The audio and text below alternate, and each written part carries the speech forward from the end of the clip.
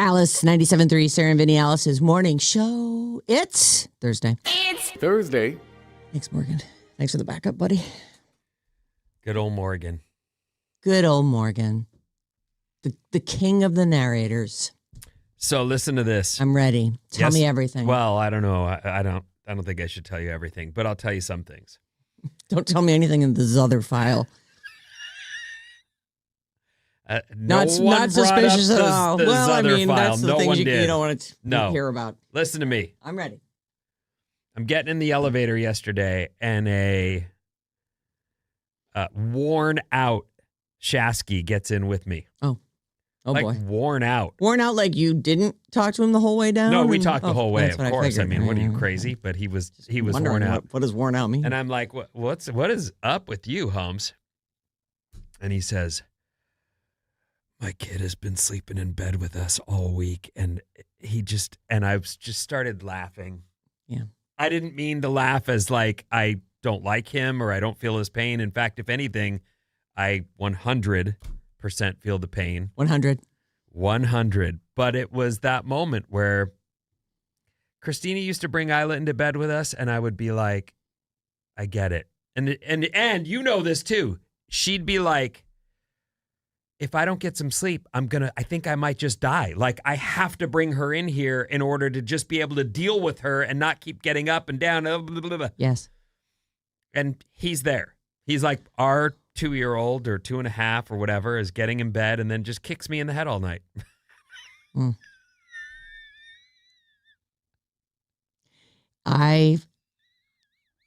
It's like those memories are from last night. Like they are.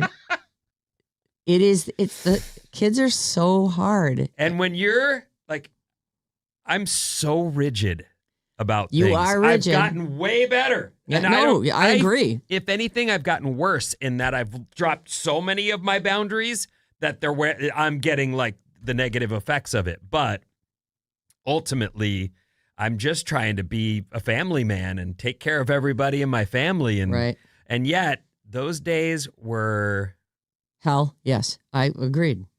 And you find yourself going, but I have a show to do, you guys. Can you please go somewhere?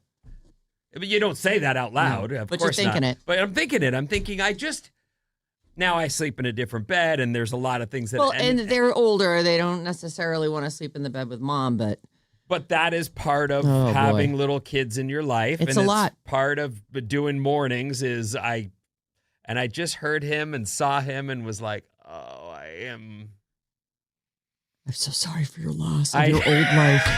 I don't know what to.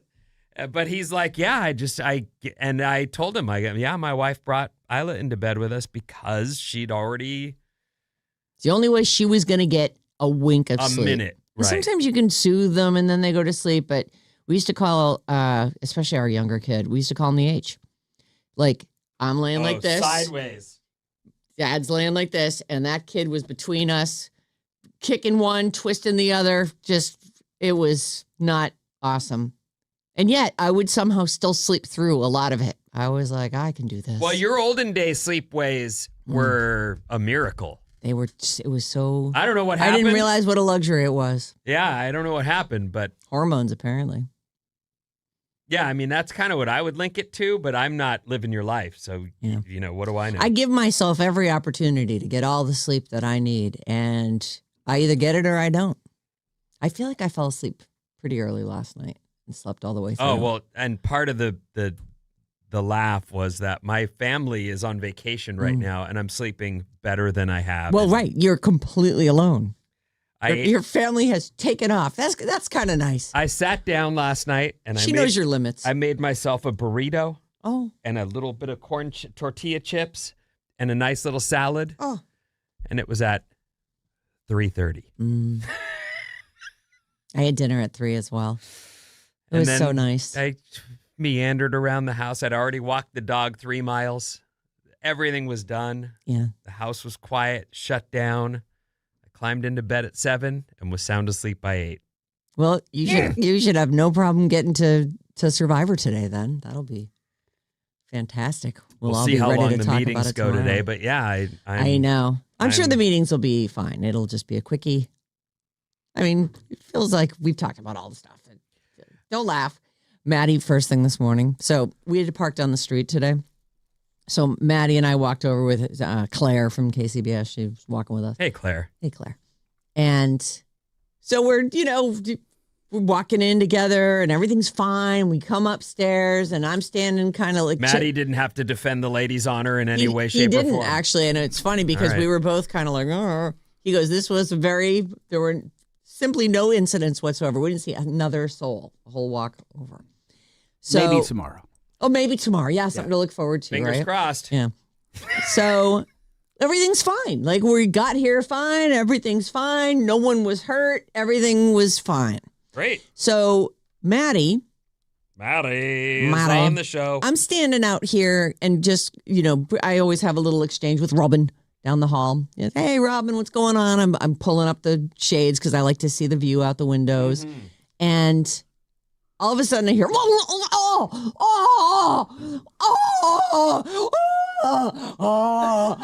God. Oh, I'm seeing stars. Oh, no. I'm like, and he's standing in the doorway. Robin is. No, Maddie. Maddie? And I'm like, what happened?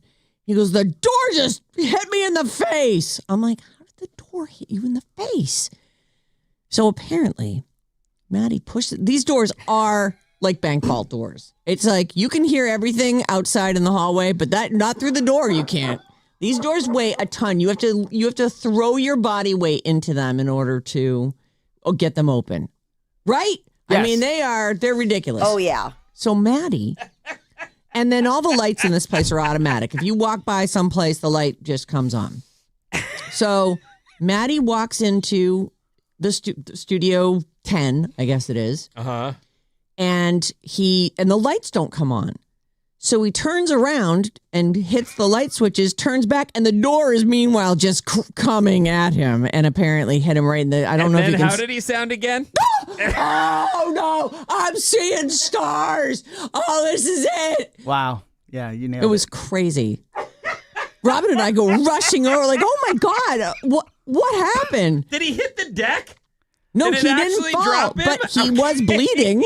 I had to get, and I want to thank Robin who put the Band-Aid on for me this morning. Yeah, he did the first aid. I couldn't get it quite there. So. What a sweetie. I know, Robin's great. He's great, but he's our everything. It hit me hard, man. I'm telling you, he was bleeding. I was like, oh my God, overreaction of the century, and then the blood started. I understand. I feel like I'm there. I mean, I don't mean to laugh, but oh, it's funny. It's very slapsticky. Yeah. It really very Keystone Coffee, just like, what happened? And then he explains how it happened. I'm like, okay, I guess I can see that, but the door, I mean, it's not like it has a sharp edge to it, but it was, it gets going and it closes. It just weighs a ton. It's like getting hit by a car, I guess, because he's bleeding out in the other room. Still falling. Oh, that's great. Oh, man. I mean, sorry for your loss, Maddie, but whatever, your consciousness or whatever. I walked in and I saw the Band-Aid and I was like, do I even want to know what the heck happened? Yeah, now I'm just going to ignore it. I know. Sometimes you're just like, you know what? That's going to be a story. I don't have time for that. I'm getting ready. I haven't had enough San Francisco Bay coffee yet. I already got a comment from Mo. That looks like a Bob punch. I can see her doing it. No, Bob did not punch me. No. With a ring on, right? She gives him a left to the forehead. God, I'm crying over here. That was really well done. Your impression. Thank you. I mean, you've always done great impressions. But Thank you, Vinnie. God. I really did think that like the ceiling had come down or something. But then it hurt. You're lucky you were bleeding though, because I was very unsympathetic. Like, what do you mean the door hit you? Like, what are you talking about? And then I'm watching the blood well up, and I'm like, oh, radio's dangerous, people. Yeah, I think we just sit around and jibby jabby.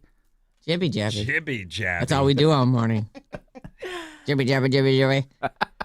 All right, you know what we're gonna do next? Hit the button. Yeah, we're gonna. Yeah.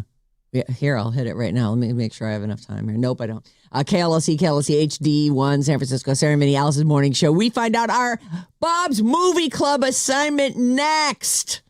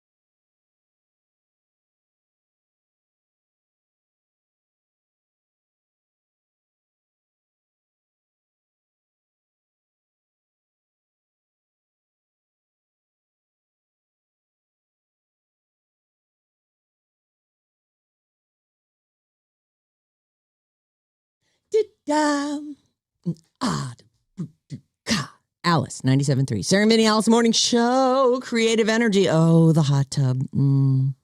Please, someone stop me. It is so lovely, especially when it's cool in the evening. I'm like, let's go get in the hot tub. Creative Energy. That's where you get your hot tub. April is the spring savings month at Creative Energy. Don't miss the endless pool sale. That'll be great this summer. Now through the 14th, they've got this great deal going on. Stop by Creative Energy and upgrade your home today. And you can start at creativeenergy.com. They have quite a few locations, so something near you, I'm sure. You can call or text us, 800-400-3697. Perhaps you'll have some comment to make about whatever Bob assigns to us this morning. And you can email us anytime at sarahandvinny@odyssey.com. All right, it's time for Bob's Movie Club. Do we have or we don't play the theme song here? Yes. Oh, no. It got corrupted, the file. Sorry. The file is corrupted? Poor That's Bob's okay. Movie Club. I can know. re-download it later. But it won't stop this movie. Hey, before you get into the movie, you told me earlier in passing, we didn't have time to talk about it, that something funny happened with Susan yesterday? Well, yes. It reminded me, I thought you guys would enjoy it because it's just another great example of Susan and I's relationship. We last night went to see a live podcast. There's this podcast I watch that reviews movies. Oh. It's called The Rewatchables. Anyway. And they were doing a live... And they did a live show. They Oh. sometimes go to different cities and they do a live show. And they did Basic Instinct, which we were just talking about the other day. And so Susan and I and my friend who's in town watched it yesterday and we went to this live podcast. Susan has only been out of the house one time since he had his surgery a week ago. And this was it? This was the second time. Oh. And he's like, I wonder if I'll be able to, keep my legs straight at the theater. And I'm like, do you want me to call and ask? And he's like, maybe, but I never did. Oh. So I'm like, we'll figure it out when we get there. Maybe our seats are on an aisle. Who knows? Oh boy. So we get there, and we do have an aisle seat, and he's like, oh, great, an aisle seat. But it was the Tony Rembe Theater in Union Square.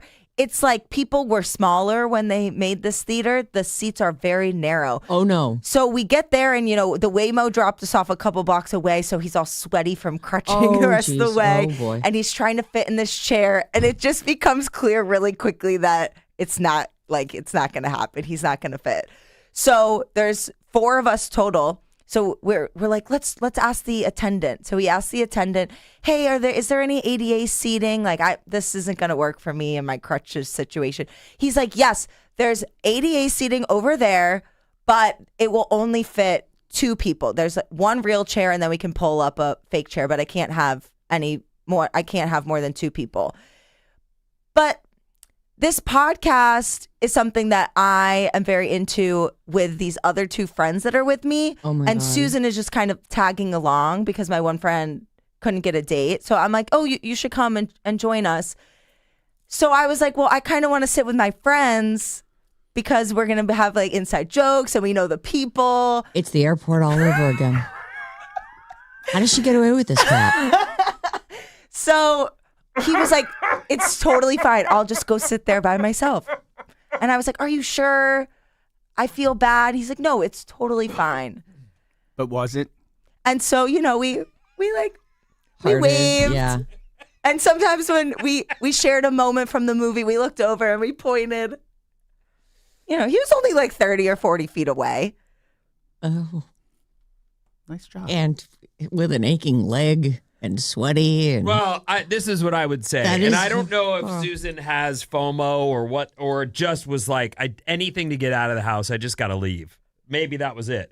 But if it were me, I would have gone, I just had surgery and I'm not going any place where a lot of people are gathering. Yeah. I can't get knocked over, bumped, jostled, or not have a seat that works for my leg. Yeah, fair. So I wouldn't have gone. But he had fun? He had fun. He had a left lot of fun. okay? No, yeah, we all really enjoyed it. the wedding's still on, It's still on. but you clearly have guilt over it. I think he likes it a little bit. I don't have guilt.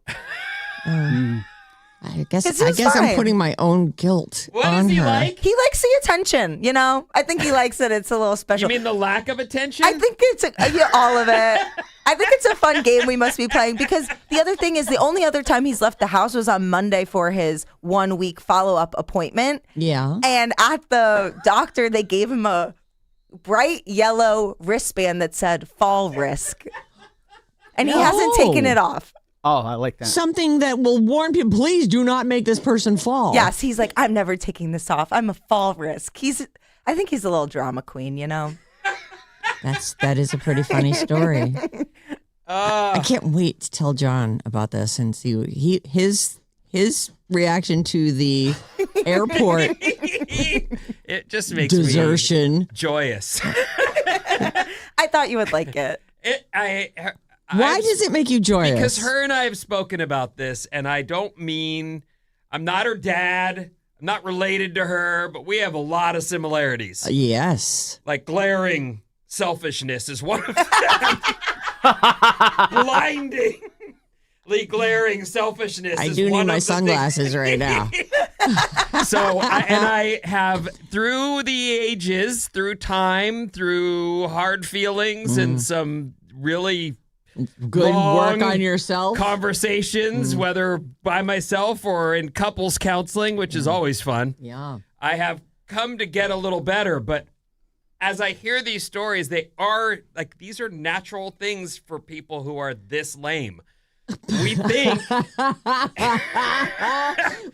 that seems acceptable. it makes perfect sense in the Oh moment my God. to someone who is, I don't know, is it an affliction? What is it? It's a state of mind. No, yeah, that is. I don't even know. I will say this. I totally enjoy the stories, so I don't want to discourage you from. No. From your, I'm not trying to. I hope you know. I'm saying I am very similar to you. I see it clearly. That seems acceptable. Off you go. Well, that's the thing. In the moment, I'm like, I know that this is somehow not the right choice, but I can't. This is what I have to do. I can't have to help stay here myself. with my friends. You have to go over there. It's not my fault that you're injured. That's true. I'm taking care of you That is day true. and night. Yeah. Oh, can you fill up my water? Oh, can you make me a salad? Yes, but I'm going to sit with my friends at the show, okay? You know, when you put it like that, I actually feel like you shouldn't have any guilt, and you're completely right. Per usual. Yeah. I have a thing later for you that I just went, what? I go, Papa's going to love this. Oh, I can't wait. Yeah, it's a little later in the show. Right now, though, I would like to get my assignment for Bob's Movie Club. I love movies. Here we go. I fixed it. Movie Club. We got some movies for you. Yeah, we do. Bob's Movie Club. I have no idea what she's doing this week. Bob's Movie Club. Movies are great. Not all of them. Movies are great. And I had a great movie. Well, a movie I hadn't seen, a classic that I'll still keep on the list. I had it all ready to go. But I was just so inspired by our conversation yesterday. Oh, I'm so excited. About Ryan Gosling and Rachel McAdams in the all-time amazing movie, The Notebook. Oh, this is, you know what's the greatest part about this is that Vinny's going to watch. Vinny, you should watch this today or tomorrow while you don't have your family at your house. And then you can cry all you want. You can sob into pillows. You can lay on the ground beating your fists and feet on the ground. I mean, this is the perfect time for you to watch. I'm so excited. I love The Notebook. I haven't seen it in years. Oh, really? I think I probably watch it at least once a year. Oh. Do you just want me to give you a list of the movies I've sworn That'd be off? great. So you know? That'd be great. That'd be really We could helpful. do them all in a row. I'm with Vinny. I've avoided this movie as well. You've never seen it either. That was the deciding factor this Listen, morning. you guys, I tell you something. You're going to love this movie. This movie is great. It's on perfect. so many. It is perfect. On It's so a many 5-star levels. movie. I'll It- already tell you I'm giving Yeah. it 5 stars. I probably am too. I love it. I love that movie. And it's free on YouTube. Oh, So watch it on YouTube. Does Yeah, it of have course you can rent it. Ads and stuff. Probably, but free, baby. Yeah, I think I'll rent it. I'm not going to sit through Well, I'm some talking ads. to the listeners. I'm not talking to you. Oh, okay, fine, sure. I only fly first class. That's right. We know you're renting You're it, right. okay? I'm not going to be sitting Yeah. through any commercials on YouTube. I'll be renting that.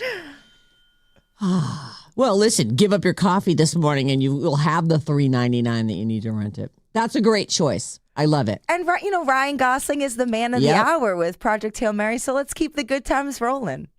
You're going to love it. I see the sour look on your face. You're going to love this movie. It is a beautiful story of 2 lives. It's beautiful. It's fine. I want to support Bob's Movie Club. I'm Bob's a fan Movie of hers. Club. I did have a vision from pretty way back in my life that there I would be at death's door saying, I made it. I didn't see Dirty Dancing. Right. I didn't see Love Actually. I didn't see The Notebook. What else is on the list? I don't know. I don't want to. They come up and I I see know them. that those are glaringly, they're there. They were at the top. I remember a girlfriend of mine going, we're at my mom's house. Here you are. You're here too. I think we were going to have dinner. And she's like, and I'm going to put on Dirty Dancing. And I was like, what? Why you would gotta do- ruin Yeah, everything? why would you do that to me? Okay.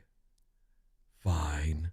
But it was like, watch Die Hard again. what's the... No, I didn't care what we watched. I just didn't want to You watch obviously that. did care what we watched. Ah! Anyways, I missed it in that moment, but ultimately I did get got, didn't I? Yep. You're And welcome. here we go. Yes.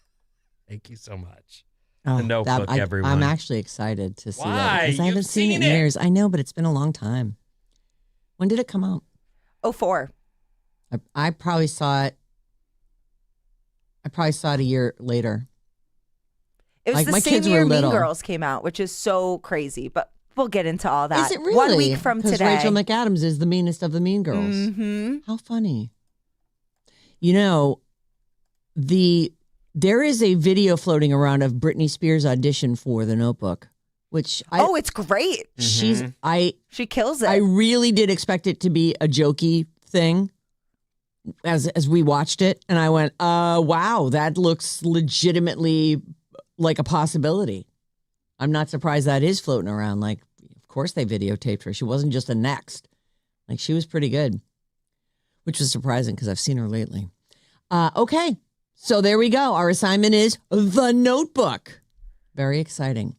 I'm just going to zip through a couple things here. First of all, Tiger Woods has been charged. So charged with a DUI, refused to take blood or urinalysis. And they are saying he's facing time behind bars. So I don't know if that will happen. But he's been officially charged with a DUI in connection with the rollover crash that happened late last month, I guess. Was that back in March? Boy, it feels like it was just last week. Actually, it might have been just last week because just last week it was March. Okay, got it. He was charged with driving under the influence, refusing to take a chemical or physical test of his breath or urine. Both charges are misdemeanors, but this isn't his first go round. And that's really the long and short of it. He's officially been charged, so I guess there'll be some kind of a trial. I'm not trying to make light of the fact that the dude was driving wasted and rolled his car, but also the tactlessness of the phone call to, I'm just on the phone with the president. Like, is there a bigger laughingstock moment in 2026? Well, yes, there are actually. The other end of the line has had a few of them. But what I'm saying is, who does that? Right. And it just the way he won't even make eye contact with him. Yeah, I'm talking to the president. Excuse me for a moment. Joke. And now we're going to hear some inspiring words from two very different sources. I'm going to read them to you. On Tiger Woods. No. Another story. Yes. Moved on. Tiger Woods is getting charged, could spend time behind bars. Spend time behind and bars. Probably should. It might actually wake him up. Although, didn't they just say, yeah, you can leave the country? I guess it'll all happen after he gets back from rehab. He is a guy that can't go anywhere without someone going, that's Tiger Woods. Yeah. But go on. Tiger, look over here. All right. So, inspiring words.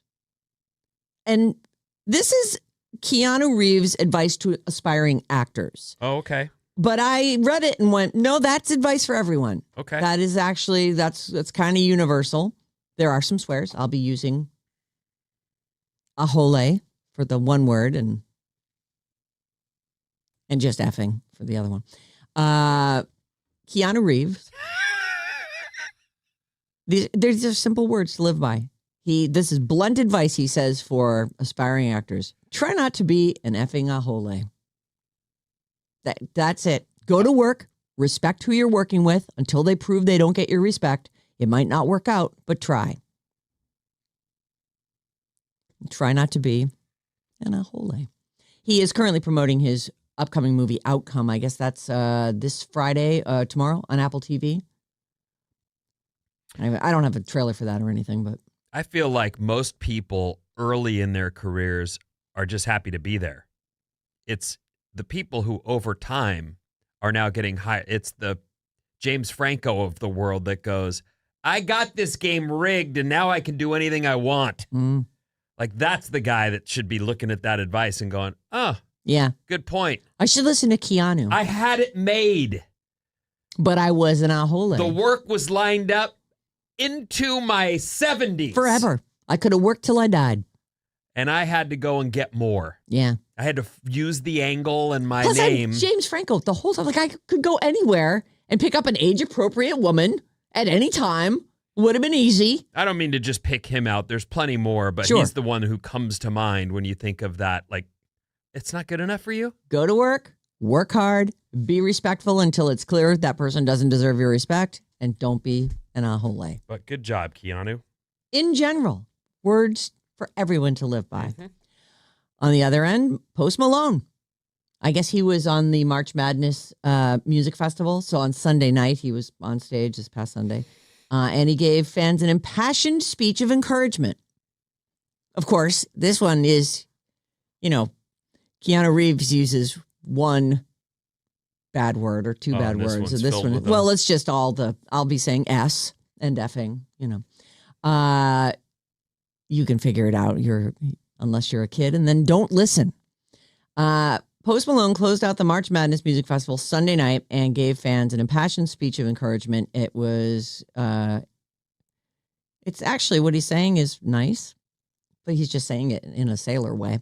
No matter what the F you're going through, S gets better and you are loved more than you could ever effing know. It doesn't matter what the F you want to do. Do it as hard as you effing can and do it as effing truthfully and as genuinely as you effing can. And no one can honestly tell you S on how to live your effing life. Just do the best that you effing can, ladies and gentlemen. Filthy. Okay. I was going to send you the video, but I'm like, what's the point of that? Bleep, bleep, bleep, bleep, bleep, bleep. You know what would have been cute is if he would have said, here's a video of me years ago.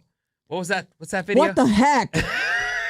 He's wearing like short shorts and rapping some video. And a do-rag or something Yeah. weird Oh, on his God, head. it's- He's that guy. This is me. But I continued. I was using heck back then, but I did it all as truthfully and genuinely as I could. And look at me now. He also teased a 40-track album that's on the way. It's called The Eternal Buzz. Okay. Sounds like a fun record. And just in case you were wondering, Michael J. Fox is not dead. They did accidentally post a memorial article and video on CNN. He is not dead yet. In fact, his family is like, are you dead? Well, no, I'm not. So they're so eager for it that, and we've heard this, that people who have illnesses or are getting old or in their careers, they've got obituaries ready to go, pieces that, highlight their lives and stuff. And somebody just, I don't know, they get a jump on it. And when you do that, I guess you could accidentally run that piece. CNN issued a statement saying the package was published in error. We've removed it from our platforms and send our apologies to Michael J. Fox and his family. Okay. Michael's rep said, yeah, he's alive. He's doing great. He was just at a major event called Paley Fest. That's for the Paley Center in L.A. What's the Paley Center? It's a performing arts center. Oh, okay. Yeah. He was giving interviews. He was doing everything. So the video was titled, Remembering the Life of Actor Michael J. Fox. That'd be tough if you have that on at home and you go, oh. If you're Michael J. Fox, I mean. Mm-hmm. So there is that. What is coming up in the news, Vin? I have so much stuff, including mangoes. Oh, I love mangoes. Science! I love science. And are you smarter than your parents after these?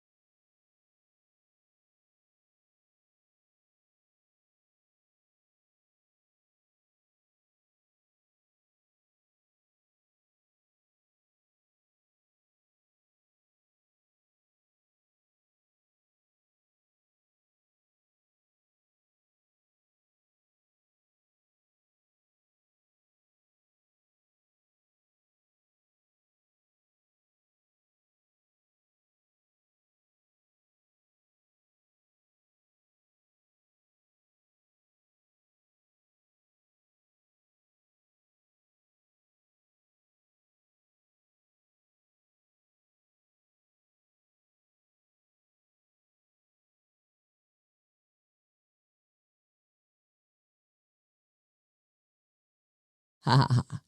Ha ha ha ha. Oh, we should have saved this for tomorrow when we're celebrating Bob and Maddie's birthdays. Sorry, Bob and Vinny's birthdays. Oh, it's not my birthday tomorrow.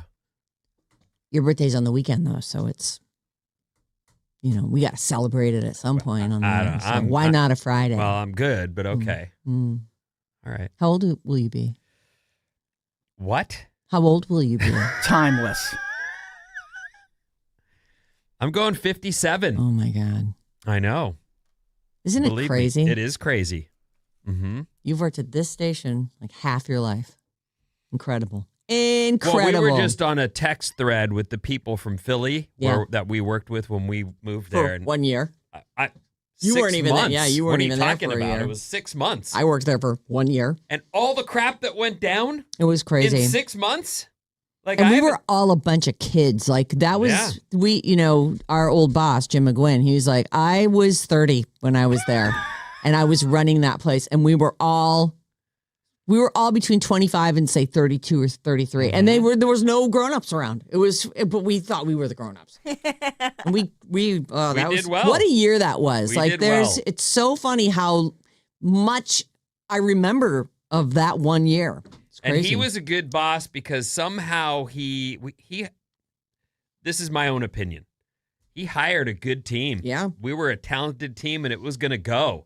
And he somehow guilted us all into doing extra. Mm. Like, I don't know how he did it. Like, It was incredible. He could make you do anything. All right. You're going to a gig tonight. I got to work it. No, I'm not. Yeah. There I No, am. You are. In New Jersey because I Yeah. took a wrong turn leaving the gig and it's 2 a.m. before I get back to Philly. I'm just going straight to work. So crazy. I know. It was crazy. All right, sorry. Hit the button. Check out the Alice973 Instagram for video reels and pics from the Sarah Vinnie Morning Show Daily. Bob does a great job on that. And there's links there to all our personal profiles.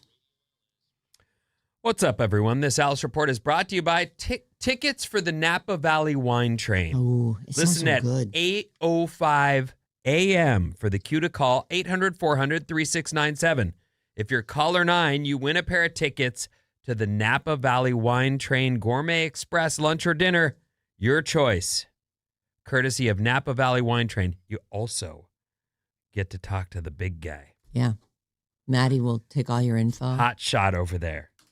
Big bump on his head today. Cartoon sized. Dude hits 500. Yeah. I hit doors too. I would ask for your impression again, but I should start. So I You like that? I loved it. I mean, there was no chance he was going to like slink off like, oh no, I just whacked my own head on my own door. Oh, you can notice that I've hurt myself. Oh. I need attention. It's nice of you to admit it. When he started bleeding, I did go, oh, all right, I guess this is slightly more serious than I thought it was. Maddie, he's no John Wayne. It's like, you guys haven't been paying enough attention to me. Just I rub a was little dirt on bleeding, it. people. Bleeding. Saw Well, stars. It was I mean- major. Maddie, I might pass not out. tough. No. At any moment, he might pass out. Untrue grit. Yeah. True grit. Okay. Yeah, he could pass out right now. I'll pass out if you don't pay enough attention to me. I'll do it. But I'll do it screaming. Drop to the floor right now. I'll end up hurting I'm myself. passing out. Somebody, please take my hand. Hold me here in reality. Nailed it. Thank you. Okay, I'm going to just try to regain my composure and skip You to a got couple this. You fast got it, facts yeah. for a second. Calm yourself down. How you get right there? You are truly a talent. Oh, thanks. You went man. right there like I felt it Mm. in the delivery. Yeah. Oh, Yeah. it's too good. No, it's real. Yeah. It was actually a recording. I mean, The guy who invented the board game Operation ooh, I like that game. That's a fun game. sold the rights to a toy company Oh, God. in 1964. Operation still being produced today. What I believe did he get for it? we have a fairly new version of Operation at our house right now. Yeah. You remember in the olden days, that whole thing was made of metal. It was a metal board, and you'd put the pieces in. If you've never played, I'm just not going to explain the whole thing to you. But then you would have your little tweezers, and you'd be reaching in to do it, but the whole board would light up. Like you would, I don't think you'd get a shock, but it does seem like kind of a dangerous toy. Operation. The guy who invented it sold the rights to a toy company back in '64 for how much, Sarah? Oh God, A toy still being produced today. $1,500. Less. 500. It's $500. No. Oh, $500. They say in today's money, that's about $5,000, and yet a toy that's been in production nationwide, if not worldwide, like that could be played anywhere, right? That guy would be a billionaire. Yeah, I mean, sure. They just put the names of the bones in different languages, you'd be all set. When people first came up with the concept of brunch in the late 1800s, they called it blunch. A blunch. They didn't like the way that sounded, and eventually it became brunch. Yeah. But blunch is how it began its life. I feel like I am a brunch person. I don't go to brunches really, but I don't want to eat when I first get up. And then I'll make something that's a little bit more substantial so that I don't have to do lunch. I think that's just a product of when you and I also want to eat dinner at 3 p.m. So is that Linner or Lupper? I don't know. I mean, I like an early dinner as well, but I am not a brunch guy. You can keep your brunch. Yeah. I just mean I guess I'm saying I'm having my lunch early. But you used to sleep in, so it makes sense that you would be someone who's eating breakfast or whatever late, 11, 12. Sure. Not Brunch me. time. Okay, let's get to some stuff. All right. Sarah, this next story is entirely up to you. Okay. It's like a pick your adventure. Do you like farts? I love farts. Well, it's on. Science has spoken. You said I mean, it's fun. I find them fun. I don't want to sit around smelling people's farts. I don't love farts in that and I don't want your farts. None of you. Everyone passes gas. Yes. But not everybody can knock a room down. That is true. It's a rare fart. And even people who can knock a room down occasionally, they don't know. It's not always that epic. The noxious, putrid stench that can burn eyelashes off. Right. And unsettle everyone in target range. Family, friends, coworkers. Elevator co-riders. Airplane. Oh, God. Fellow airplane passengers. Science finally settled a debate of whose farts smell worse, men or women. Well, I have my own thoughts on this, but I'm sure it's going to be women. Why are you sure it's going to be women? Because science is anti-woman, I guess. Ding, ding, ding. That's interesting. I would have said, religion might be anti-woman, but science? I was kind of kidding, but okay. But not really. A scientific experiment had 16 men and women eat gassy foods, and then they used butt tubes and gas bags in a lab to collect the releases. Wow. Who even signs up for that study? No wonder they only had 16. No, I'm not doing that. Tubes and gas bags? No. Yeah. The gas collected in the bags was then sniffed and rated by 2 independent judges on a scale of 0 was no odor to 8 being very offensive. Noxious. They found that the flatulence of women had a much greater odor intensity, but men produced a larger volume of gas per toot. Well, then theirs are just diluted.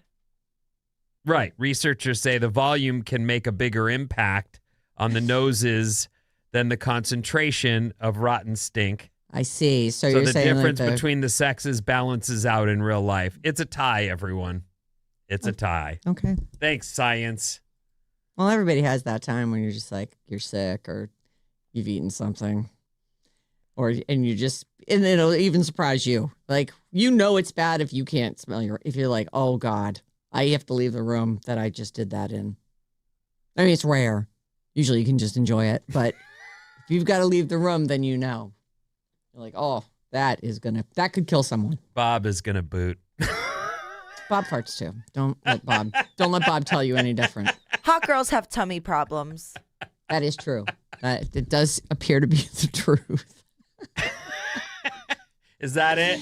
Yes. Just comes The with hotter the you hotness. are, the Okay. more propensity toward malodorous flatulence you have. Sarah, Yes. here's another question for you. All right. Are you smarter than your mom?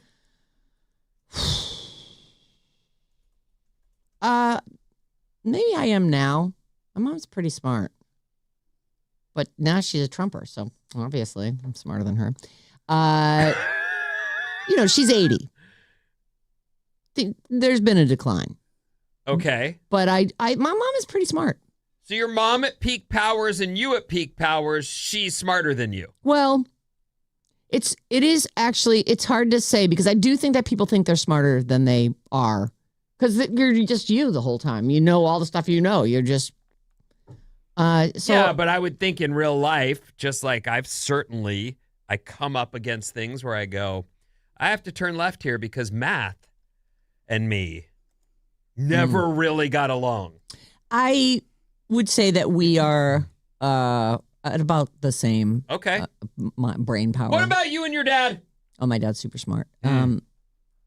Although probably I'm smarter than him now. I can fix his computer for him. Oh, And I'm not even that good at fixing stuff. A random Stop doing what I tell it. Hold on, Dad. I got this. Nobody can beat the brightness button. Nobody. I know. It really does get a lot of people. That was... Until you find out, and then you will forever know. I had a laptop that was broken for a couple weeks, and I was bummed. I needed that thing. I was using it. It was troubling. I couldn't figure it out. The screen had gone black. It was not You could working. barely see it, right? No, I couldn't see anything. The screen was out. Oh, boy. My brother Nick, that's the youngest, he gets my laptop. He looks at it. He does this thing where, you know how Apples will make that turns it on, puts his finger on the brightness button, and the whole screen lights up. And I'm like, oh, my God, I didn't know fixed there it. was a brightness button. Oh, my God. Well, It's a while. It's been a while. It's a long time ago. but you'll never forget. I wonder if I can dim my screen right now. I don't even think they make computers that will dim to black anymore. I think you're right. Like, that was weird that it could go completely out.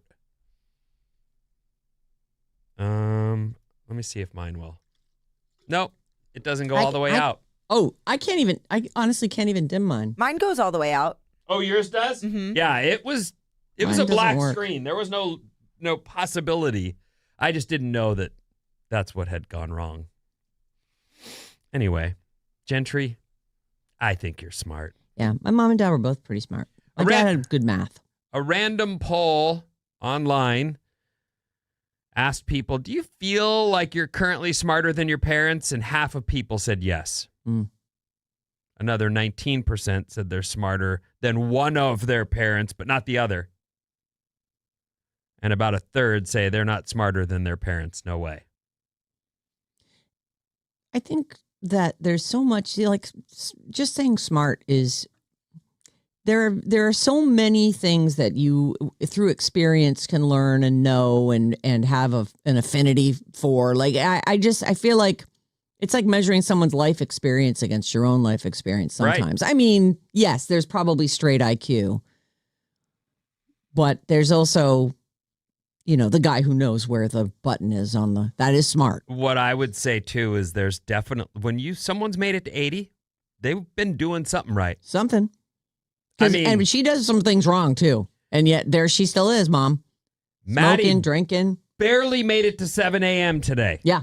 Because of a door incident. Barely made it to 5 a.m. Yeah, Forget this was before 5. He was laying on the ground screaming bloody murder at 4:45 in the morning.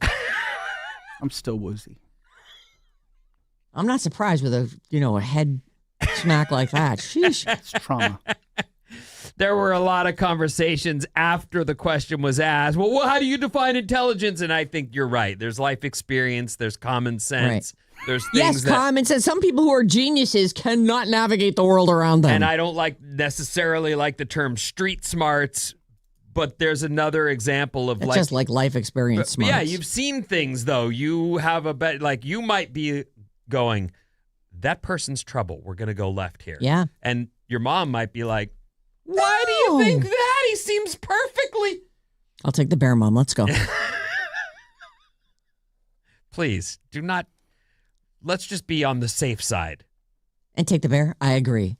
He's spinning nunchucks in his hand, and he's got a ninja outfit on. Let's just turn left, Mom. You know. Yes. Mom, that person does seem like they might be a problem for us. Yesterday, I told this story early this morning. If you're just joining us, I had a good giggle, a shared experience with Shasky from the Games morning show down the way, as he's currently got a little 2.5, 3-year-old boy, and his missus brought the child into bed with them, which is exactly what happened with me. And I don't sleep great, and him and I appear to have that in common already. And he was just absolutely dragging butt, going, oh my God, my kid is in my bed and he's just killing me. And I laughed and laughed because I was like, oh, I had that many years ago. Enjoy. I now sleep alone. You do kind of look back fondly on those times, though. It's funny how a little bit of time and distance will be like, oh, that was really sweet. There were sweet moments. It's almost like you can put the bad stuff out of your mind. Don't make that face. I'm not making faces. People can see you're on camera. No, I'm not. You are. We're live on YouTube every morning. No, please don't. Don't do that. I fixed it. Oh, put his thumb over the camera and then made horrible faces. Have you ever heard of this? You moved it. I didn't move it. Yes, you literally did. I'll move it back. No, don't touch it. Have you ever heard of the Scandinavian sleep method? No. The idea is simple. 2 people, 1 bed, 2 blankets. Oh. This is, I don't know Scandinavian specific. I know Europe does this a lot, like all of Europe. There's a lot of that. 2 single duvets, whatever you want. Yeah, quilts. Comfort. 2 separate so that so no one can roll over and take all the blankets from you. It makes great sense. Basically, if you share a bed with someone, sharing 1 blanket wrecks your sleep. If one person runs hot and the other gets cold, there's all this blankets off, blankets on, blankets pulled, Yeah. In places like Norway, Sweden, Denmark, and more, most couples do not share a blanket. And they are sheets either, I wonder. I don't think they use the top sheet. So they're under just whatever blankets I think they have got for separate themselves. blankets, and so they have the top sheet, or the bottom sheet, no top sheet, right? And they use their own. I like that. I don't know. I like the feel of a sheet, and it's a great super light layer. Oh, I like the sheet too, but that's just because I grew up with it. I lost it through my 20s because laundry. And laundromats.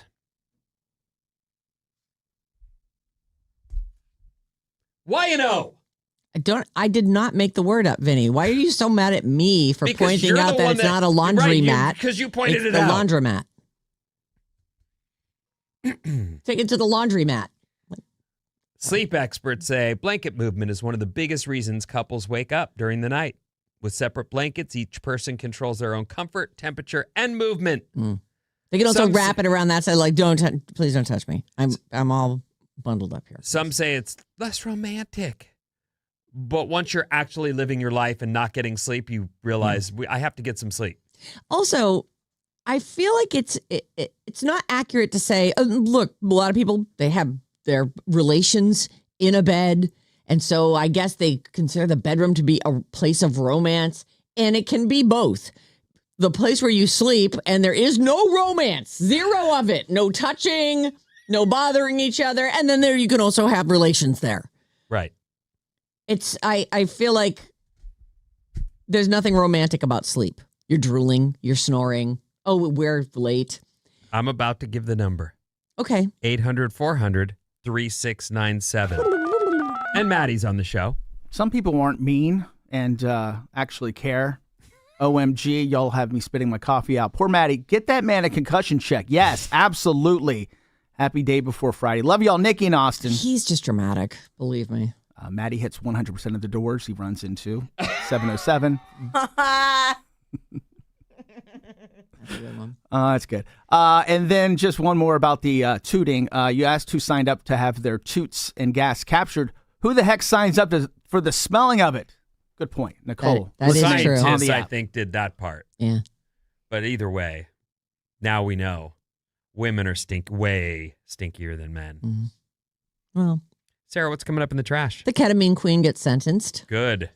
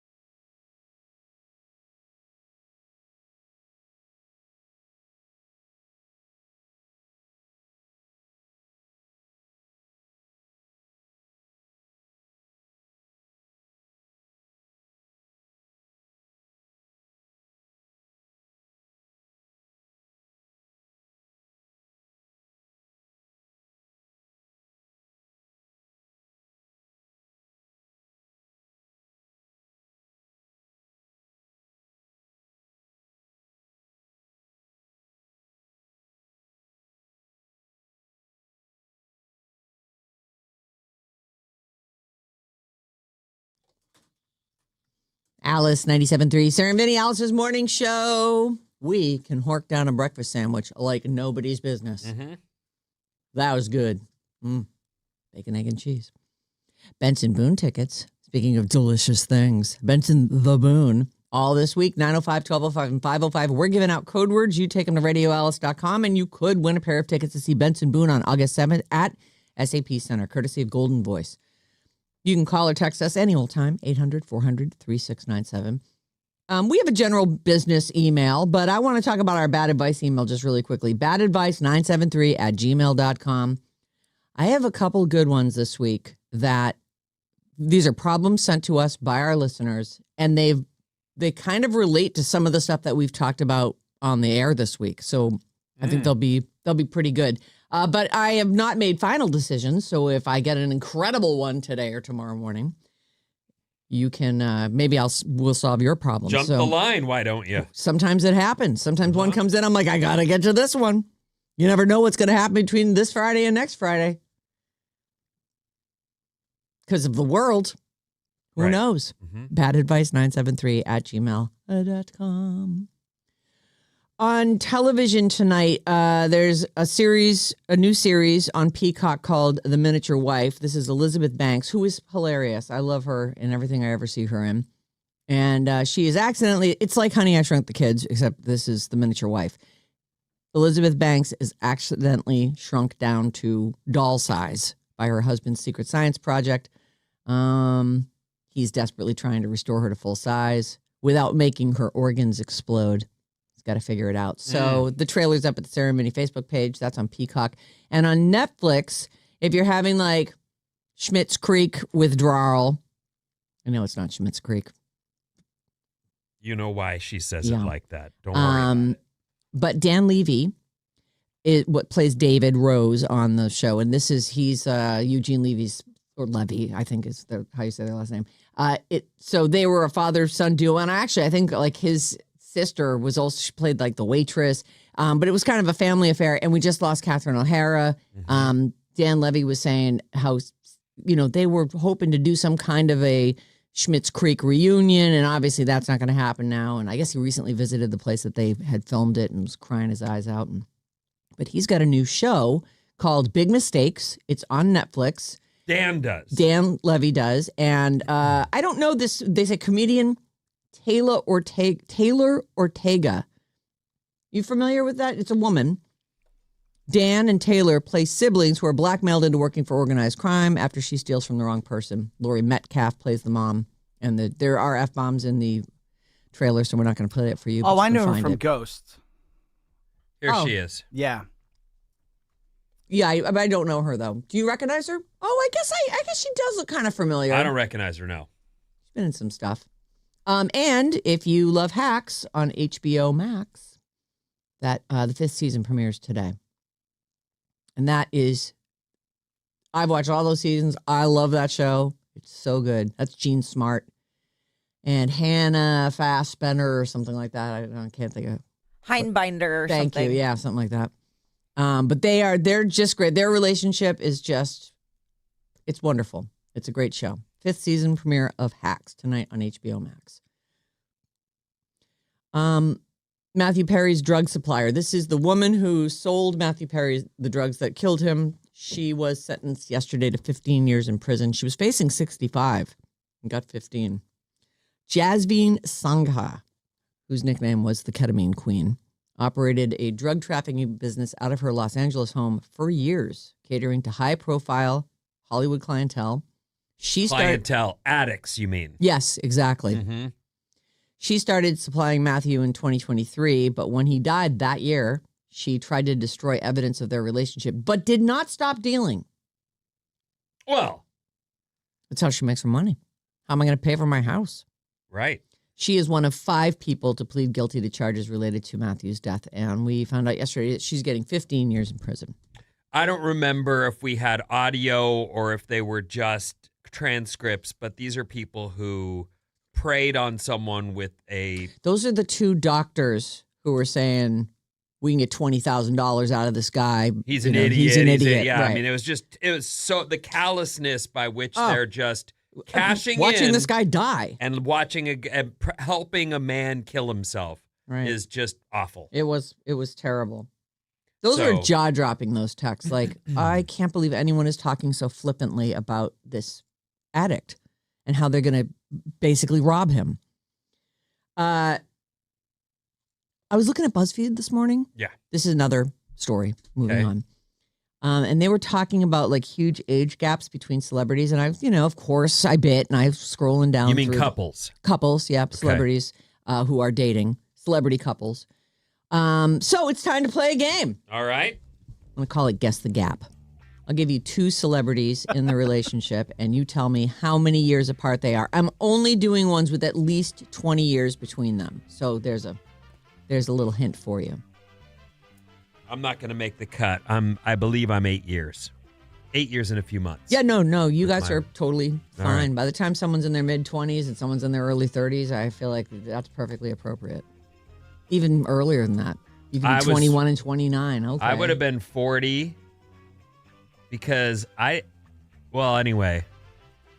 Was I 40? I was 40. Yeah, you met her pretty soon. Well, you threw me a birthday party and you had there was a dating thing happening. Remember? Yes, but we did do the Three Musketeers bit for a little while. Yeah, but and- I wasn't. but you were dating that other girl, so there were some people in between. But Yeah. I would say you were probably about 40. 40 something, 41, and so she would have been 30 something. Anyway, So yeah, you guys gotta do be not. You over don't make the 20 cut. years. Over 20 years Okay. age difference. So I'm just asking for the age difference. Dick Van Dyke, who is 100, has been married to Arlene Silver since 2012. What is the age gap? 32 years. 32 years. Says Ew. Maddie. 23. 23 years. 40 years. 46 years is the correct answer. That's disgusting. I don't care how old anybody involved is. She is. That's crazy. She's 54 and he's 100. That's kind of the biggest one. Or is it? How about Cher and Alexander Edwards? They started dating in 2022 and they are still together. Good looking couple. She's 79. What's the age gap? She is 79 and Alexander A.E. Edwards has been dating her for 4 years. 40 years. 40 years. 37. 30. 39, Vinny. You're so close. So close. Oh my gosh. 39-year age gap. How about Dennis Quaid, who's 71, and Laura Savoy? They got married in 2020. What's the age gap? 21. 21 years. I don't think I've ever laid eyes on Laura Savoy, but No, I remember his last wife, because they had some kids together, right? are they the ones that had the twins and then there was Yes. a something went wrong, like the medicine, They sued gave the them the wrong. hospital, Yes, yeah. yeah. Like the hospital did something wrong They and were accidentally overdosed. The kids. yeah. Well, he remarried since then in Okay. 2020, and he's 71, Dennis Quaid, and he's married to Laura Savoy. What is the age gap? Maddie, 27. 27. What do you think, Bob? I said 21. Oh, you said 21 already. Okay. 25. 25. The answer is 37. Maddie, that's a point for you. These are big, huh? How about Jeff Goldblum, who is 73, and his wife, Emily Livingston? They've been married since 2014. He looks great. I like that guy. Yeah, I do too. He was really good in Wicked, even though I feel like Wicked ended with a thud.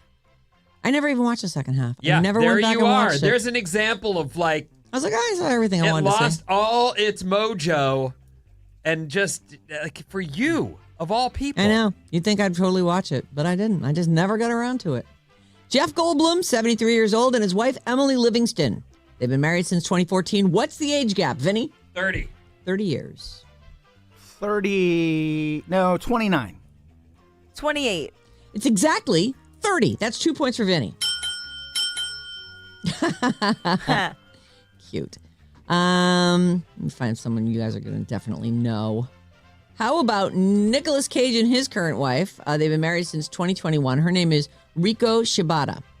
He is 62. What is the age gap between Nicolas Cage and his wife, Riko Shibata?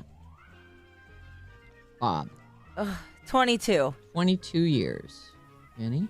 29 years. 29. 28. The answer is 31. That's another point for Vinny.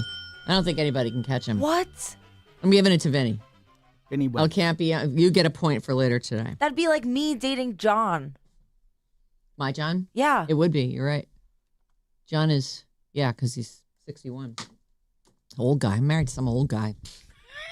Sheesh. By the way, I watched that new reality show where they're dating people and they don't know how old they are. And they're Age of different Attraction? yes. It's okay. It's really cheesy dating show though. It's just Are they definitely like at least X amount of years older or younger than the other person? Oh yeah, there's some that like are pushing 60 and the kids in their 20s. Yeah. Like the same age like as the person's kids. Or younger. Yeah. You're in your 60s, you're dating a 20-year-old, you could have stepkids who are in their 30s. Yeah. But they really did cast it with people that you can guess the age, yeah. And neither side knows how old the other is. The other ones look young. You know they're really young. But yeah. This is just a quick little side note. Yellowstone's Taylor Sheridan, who never stops making things, will make a 4D film about the Battle of the Alamo. A 4D film about the Battle of the Alamo. It's for the New Alamo Visitor Center and Museum in San Antonio. It opens next year, so he's making this film. He says to chronicle the sacrifice made by the brave men and women who sacrificed their lives defending the Alamo is an honor I eagerly accept. Yes, Vinny, your hand is up. I'm thinking of the same question I do, maybe? I'm familiar with 3D. Mm-hmm. Need special glasses for that. But 4D? I'm like, does that mean it's the longest, most boring? Like they've added the dimensions of length and boredom? It is an immersive cinema experience that combines 3D visuals with physical environmental effects. So if you've been to the theater and they have those shaking chairs, it's designed to make viewers feel as if they're inside the movie. Fourth dimension. It's like when you ride on those rides in Disneyland and you feel like that you're actually flying. Star Tours. Okay. Which is the best. Is that what it's called? That's I don't know. That makes more sense. I was just like 40. I thought the fourth dimension was time. That just means this one is just way too long. But no. I like that. I don't like it. Little shaking of the seat. I don't need it at all. Yeah. Well, they're trying to make it as special as possible for the people who are going to visit the Alamo. And you need your chair to buzz your butt for the film to be more special. I like special effects. Why are you? Do you ever do Soaring Over California? I'm not even sure if that's what it's still called. And they blow the smell of orange blossoms at you as you're going over I love it. You're going over the orange groves. I know. I love that ride. That is a good ride. I guess I'll do this. Listen, I don't know if you have this audio ready to go. We talked about this yesterday and I didn't get to it. There's a show called Entourage. Oh, I love Entourage. me too. That's so funny. I didn't watch that like you guys did. Yeah, I really, really liked that show. But this really isn't about that. I'm just sort of saying Entourage to give you a framework for who this guy is. Adrian Grenier.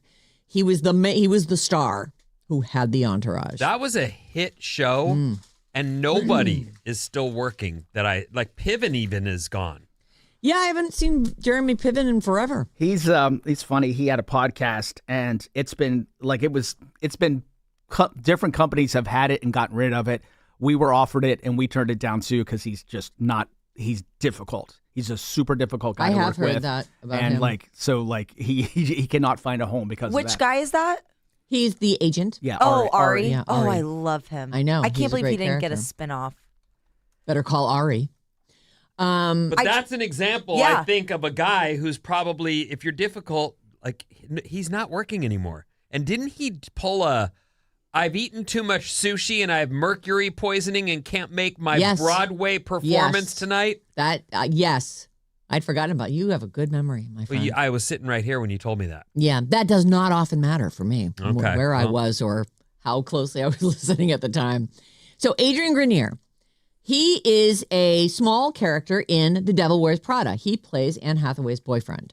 And it's a small role, but he watches her change and does not like who she becomes and over the course of the movie. They're making a new The Devil Wears Prada. And it's coming out pretty soon, actually. Part 2. Part 2. Right. May 1st? Yeah, and I've watched some trailers. It looks great. I loved that movie, and I really did think, they could easily do a follow-up. And they're bringing back all the original people except for Adrienne Grenier because, they broke up. So he has been vocal about his disappointment, but says there's no ill will. However, he does kind of get his in a Starbucks commercial. So go ahead and roll the audio. You might have seen the headlines. I wasn't asked to be part of a certain sequel. He's talking But I'm to good. Really, it's all good energy. He's standing across from the Okay. guy who's holding So his drink toast to at Nate. Starbucks. Now he turns He made a around mean to everybody. sandwich. He loved his girlfriend to a point. Okay, so he wasn't perfect. So Now let's he's sitting leave next Nate to someone with in headphones on. 2006 and keep this good energy going. He looks great, by the He way. does look great. I hope he gets snatched up in something. That's the I'm whole. free. That's the whole thing. Was the end right there? I'm free. Nope. More. They More. call. I'm free. It's cute. That video, I don't know if that's a filter, but I feel like that would have predated Entourage, not be 10 years Oh no, past he's its- really young in Entourage. It's like he's probably in his early 20s. He's got to be in his early 40s. He's now. 49 now. He looks What? Yeah. he looks great. He looks beyond great. I cannot believe he's 49. He's had that under he eye looks- surgery. Oh, you think? That's 100%. Yeah. That's what it is. He looks. I'd believe 39. I would too. Hell, I might even believe 36. He looks great. This is a good way for him to get his face back out there in front of the world. This is a because win-win-win-win for everyone involved. Everybody it's good involved. for the movie. It's good for him. It's good for the brand. This is an amazing ad. I love it. Did you notice that his eyes match his shirt? He's He's adorable. he is weirdly hot. Not even weirdly, like he's hot. Yeah, and he on Entourage was just so casual. His Yeah. hotness. Loved it. Oh, that is a great show. I That found show's so Entourage problematic. boring. But I know you guys loved it. Oh, I loved it. It's kind of like Gilmore Girls for dudes. It's like not a lot really happens. It's a good hang. Yeah, it's just about like what these guys get up to, and there are some funny situations. I really liked. And it's so problematic, just to be clear. But you have to, it's the early 2000s. You have to push. You have to kind of go with it, right? I'm surprised that you've watched the whole thing. You were just a baby when that was on. Yeah, I watched it in college when the movie came out, Oh, right. and I went to see the movie, and then I just rewatched this. Like I a few think I months saw ago. the movie. I don't remember anything about it. I remember a plane. Is it worth a rewatch? Because I was thinking about it. It's a great show. Okay. Yeah. Ari is amazing. Oh, they made a movie in 2015, it looks like. No. Oh, that makes that maths I'm out. glad with my your- memories were correct. Right. So there you go. Adrienne Grenier does a Starbucks ad where he's trying to get justice for his Devil Wears Prada character. It is very cute. And I believe it's up at the Sarah Vinnie Facebook page. Vinny, what's coming up in the news? Scott Budman from NBC Bay Area is Ooh. next, everyone.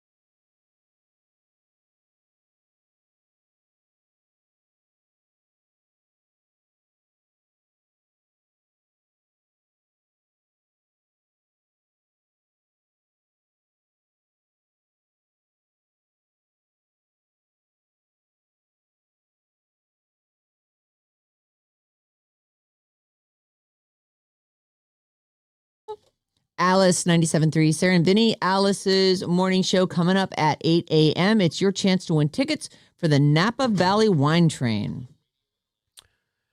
What's up, everyone? This Alice Report is brought to you by Atco Pest Control. Tunnels and damaged lawns can appear overnight. Atco Pest Control handles gopher and mole problems efficiently so your yard can recover. Go to atcopestcontrol.com.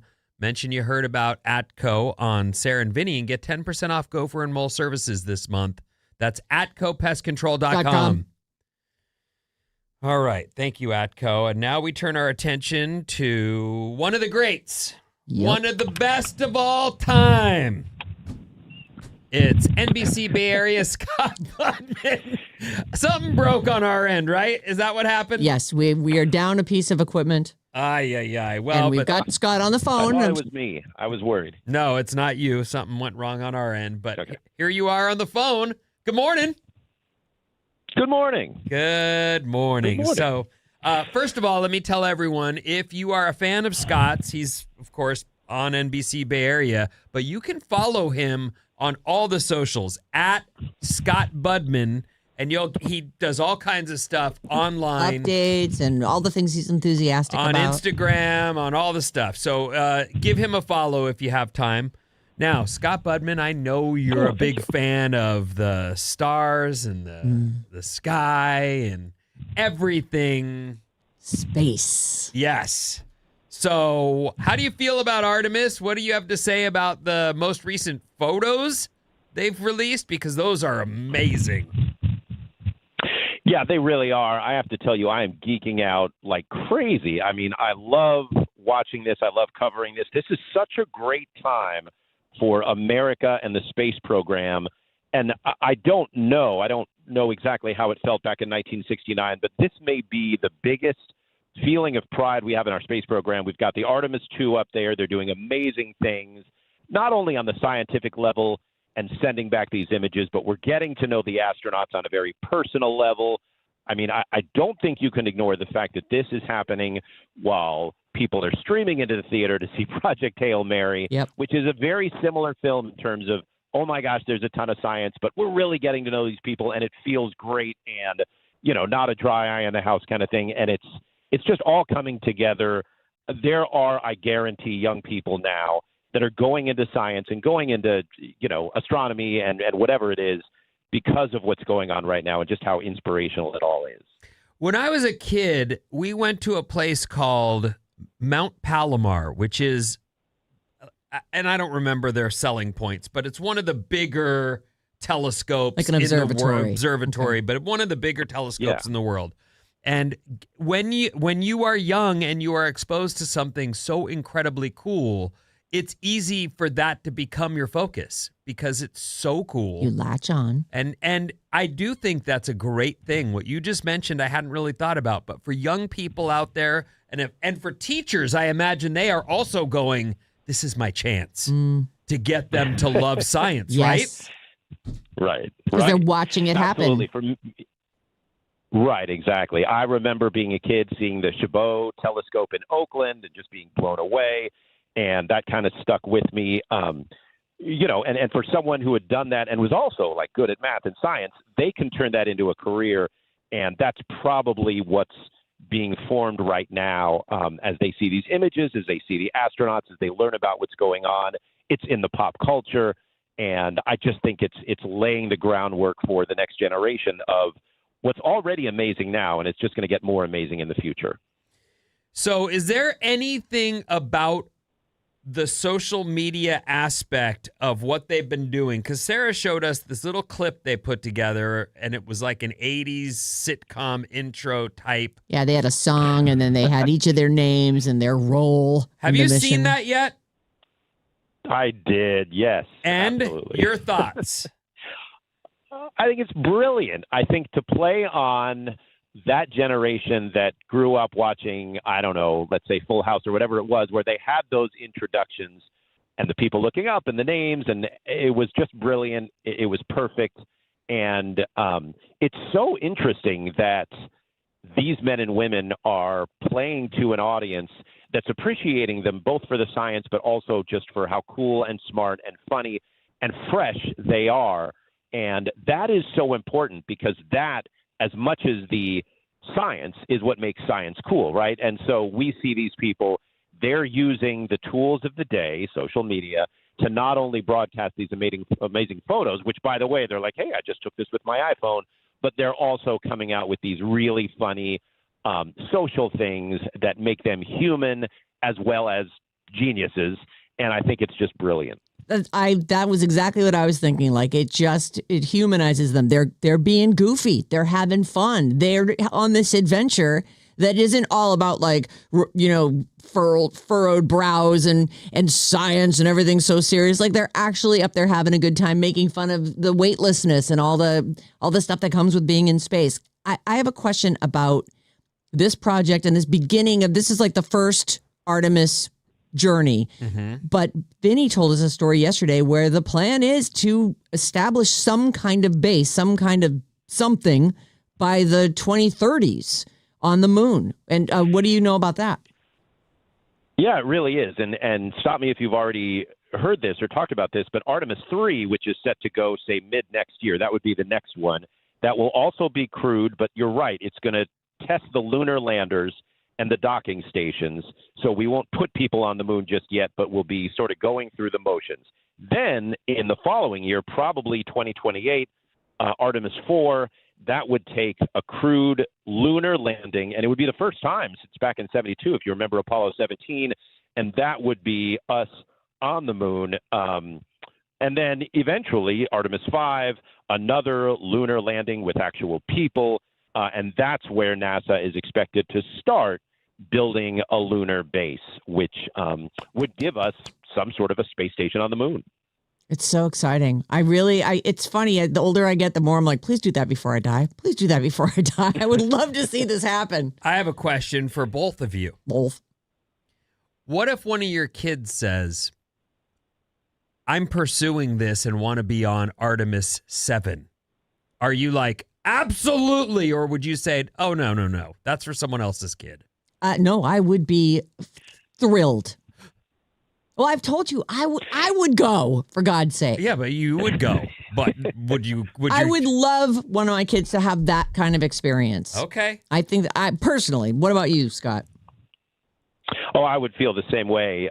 Sarah, as you know, one of my daughters is really into STEM, in college right now. And if that would happen, I would absolutely unfairly and wrongly take credit because when I was, when they were young, I would take them out and I would show them the moon in the telescope and they were like, oh, it's the moon. And that was one of the geeky things I did with them. And although I did not pass on my brain, which we're all very happy about, I would be absolutely thrilled. And yes, I'd 100% be over the moon for that. Which is not to say over the moon, hilarious.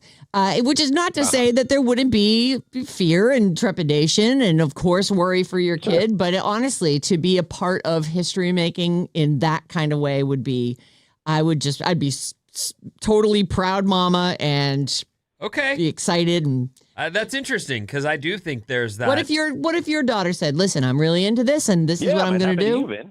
I would encourage, I have already started encouraging my kids to chase their dreams, whatever they may be, whether that's acting or video games or YouTube or whatever that is, they should pursue that. Absolutely. Because that's what I did. Right. And I achieved my goal and I even to some extent went, boy, I should have aimed higher. Like I got it at like what? We were doing mornings at 26. Right.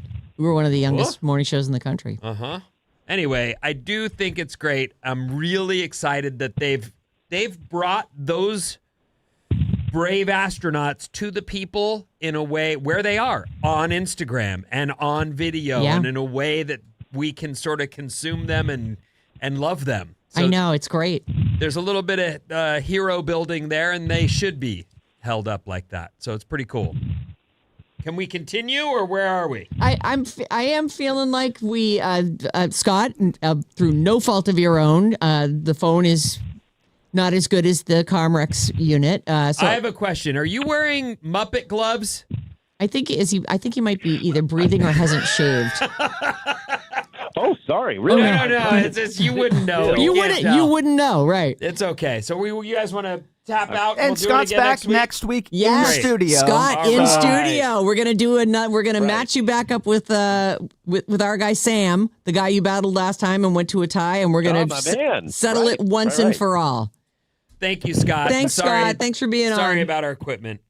Thanks, you guys. All right, take care. Scott Budman, everybody. Oops. Scott Budman. You can follow him at Scott Budman, and he's all over the place on all the things. He's the most amazing.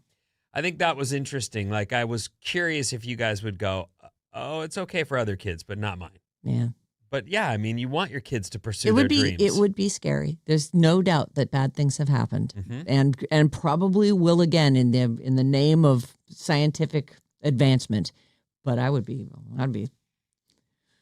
be so jealous. I'd and be I- like, I want to go too. I Can encourage can my you bring kids your mom? to get out in nature, and this is to the extreme. The most natural of all the Right. You're like, oh, Most of the universe is that. not this. iPhone Fold is on track to launch this Oh. September, and I don't know where you guys come down on this. I don't need it. And I know that I said that for the iPad, and then I've had 10 of them since. Tell me what the iPhone Fold is going to be. They say here the Apple's foldable iPhone has hit some production snags, and they already have these out there. There's, I believe it's a Samsung, Yes. but it Opens wide. opens up and you have what would feel like A big screen. an iPod screen. Yeah. So it's double the size. I don't need it, but I can see why people, like, for example, Bob was just saying the other day, she sometimes sits there and watches TV on her phone with the TV in the room because she can't work the equipment. Right. And so I could feel see you. if someone's watching TV on their phone, and I know a lot of young people do, that would be great for them. And this isn't like two halves of a phone that each have a screen on them. There's a perfect screen when you open the thing up, it's a full screen, like an iPad, but square. It doesn't seem like it should work. I know. How they've clearly figured it out. However they did that, I don't know. The company is scheduled to introduce a foldable model in September alongside the iPhone 18 Pro and Pro Max. Well, I can't wait to see it. You'll have the foldable option. I wouldn't be opposed to the foldable option. To be able to close off your screen would be great, I think. I always feel like I'm always butt dialing people, or I pick my phone up and set something off. It's mayhem in my life. And other technology. So get Technology. ready. Start saving your money. It's coming in September, the iPhone Fold. An expert thinks that AI, as we've discussed, it's trucking right along. Yeah. From the very first time we've heard it, in under 2 years, that thing has Taken over. taken over. Yeah. There's been a lot of talk about AI putting people out of work. But in this case, in this scenario, they're talking about how, and this is JP Morgan Chase CEO Jamie Dimon, I hope I said that right, but I'm sure. That sounds totally right. said in an interview that he thinks artificial intelligence won't take your job, but your average work week will go from 5 to 3.5 days. Oh. Does that mean I'm not full-time anymore and I don't get any benefits? This is the thing. Like, I don't see how you can put an entire country on 3 days' work and expect them to be good with whatever that salary becomes, and however that you have to have insurance. Like, these are realities, like, of our society, where they're encouraging us to marry and have kids and pay taxes and do all the things. Yep. And the whole thing needs all the parts to be working for the whole to function. Right. And as I get into retirement age and I'm depending on Social Security, and then Bob and all the people who are paying in Right. going, I don't Why have enough even to see live this? on. Right. Like, what are you talking about? Anyway, he's saying this is the guy from JP Morgan Chase, the CEO. He says, it's probably 30 years from now. And they believe you'll still get the same salary, which I don't believe for 1 second. Well, you might, but it'll be 30 years from now valuation. So I it's- believe every corporation looks at every, like, I didn't know that about corporations when I remember when I believe it was Clinton signed something deregulating the stations people could own. Was it Clinton? I think so. And all of a sudden, corporations were like eating up the radio stations around the country and going, we're going to get them all. Yeah. We're going to be huge. It is going to. And I truly Putting thought, together networks. as a little baby DJ, we're all going to be millionaires. All this, the money, it's like going to be a money river. You're just going to come over and grab someone you walk right by. down the hallways of the building. I'll ride the money wave into the studio. I'll drop a 4-hour show and ride the money wave back to my car. It's going to be amazing. That's made of money. I didn't realize, because I hadn't been part of a corporation or really paid much attention to that at all, that if they're great at anything, it's making cuts. Yes. Pinching At pennies. making more money for the big guys. Bigger profits is the goal at all times. At and I'm all not saying times. that negatively. I'm saying I didn't understand it. Yeah. I didn't know. Right. And so the How idea can we do this that more efficiently? Let's get these people out of the way. all these big companies are going to be happy to pay you a full wage even though you're only here 3 days a week. I don't see it. I don't believe it. Yeah. But okay. But way to make us feel better. Oh, a 3.5 day work week with the same money? Great. Our text I'm number is in. 800-400-3697, and Maddie's on the show. Hey, Maddie. From Nevada, 1,000% yes. Thrilled if my kid wanted to go to the moon. I'm an elementary school teacher and used to tell my students, if NASA came knocking on the door, answer it.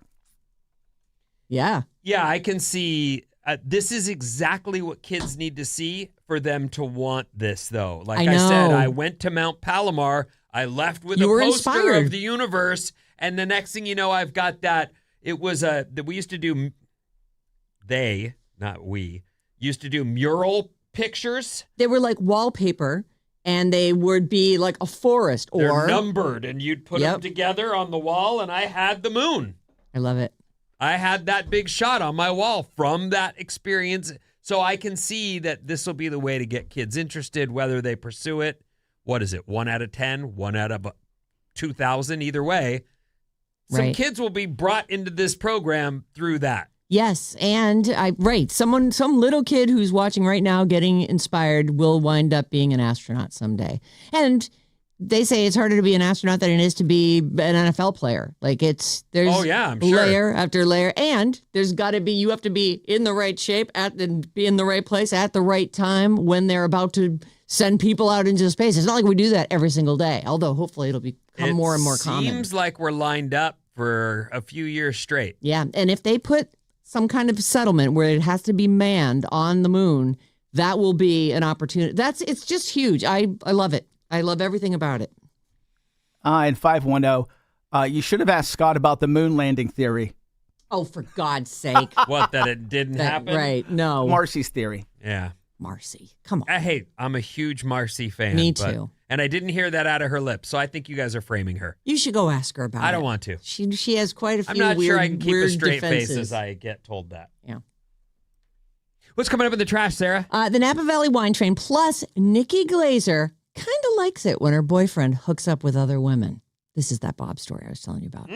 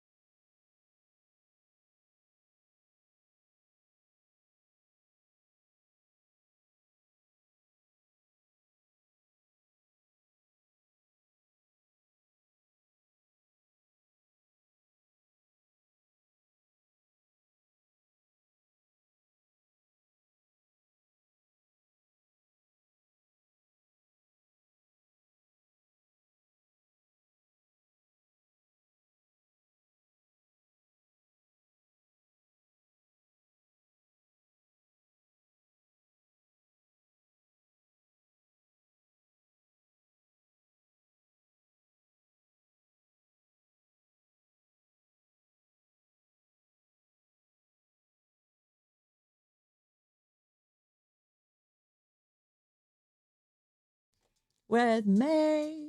Alice 97.3. In a second here, we have Napa Valley Wine Train tickets to give away. This part of the show is brought to you by Jumpstart MD. Start your weight loss journey with Jumpstart MD. Mention radio and get started for only $20.26. Call 855-JUMPSTART or visit jumpstartmd.com. I just got to chat with one of the greats, as you know, Lindsay. Oh, yes, sure. Lindsay, Long-time star salesperson. co-worker right. here. She is a star salesperson, and that doesn't mean that she could sell iced Eskimos. Nope. We don't want that. No. She can help you get your business to that next level. Yep. Right here with Odyssey. Anyway. It's true. It's is it advertise SF at odyssey.com?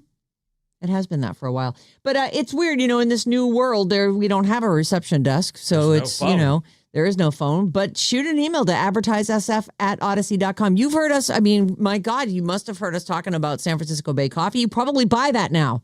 Advertising works. It does. It's amazing. I think it's a new email address. Advertise with Alice973 at odyssey.com. Great. Let's go with that one. Say it again. Advertise with Alice973 at odyssey.com. Perfect. Either way, Lindsay will get you dialed. Lindsay but will get she's you one of the dialed. greats, and as I walked into the building with her from being outside, she said, I don't know that I could.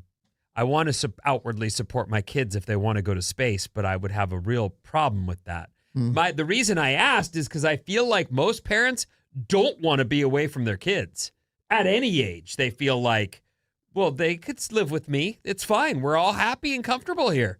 There's plenty of room here. And I'm surprised by it because in my own life, my dad was like, oh, you're gone. Yeah. Have a good one. I wish I could be mean like your dad. Here's He'd just some be like, luggage. here's your stuff. Get out. Right. But so I was interested to hear how people would respond with their own children about whether or not they'd want them to go on a 2-year outer space mission. I know this one wasn't 2 years, but Well, whatever. they're only going to get longer. They are, especially if people are starting to live on the moon. Right. Incredible. She said she'd do it, but she would Yeah.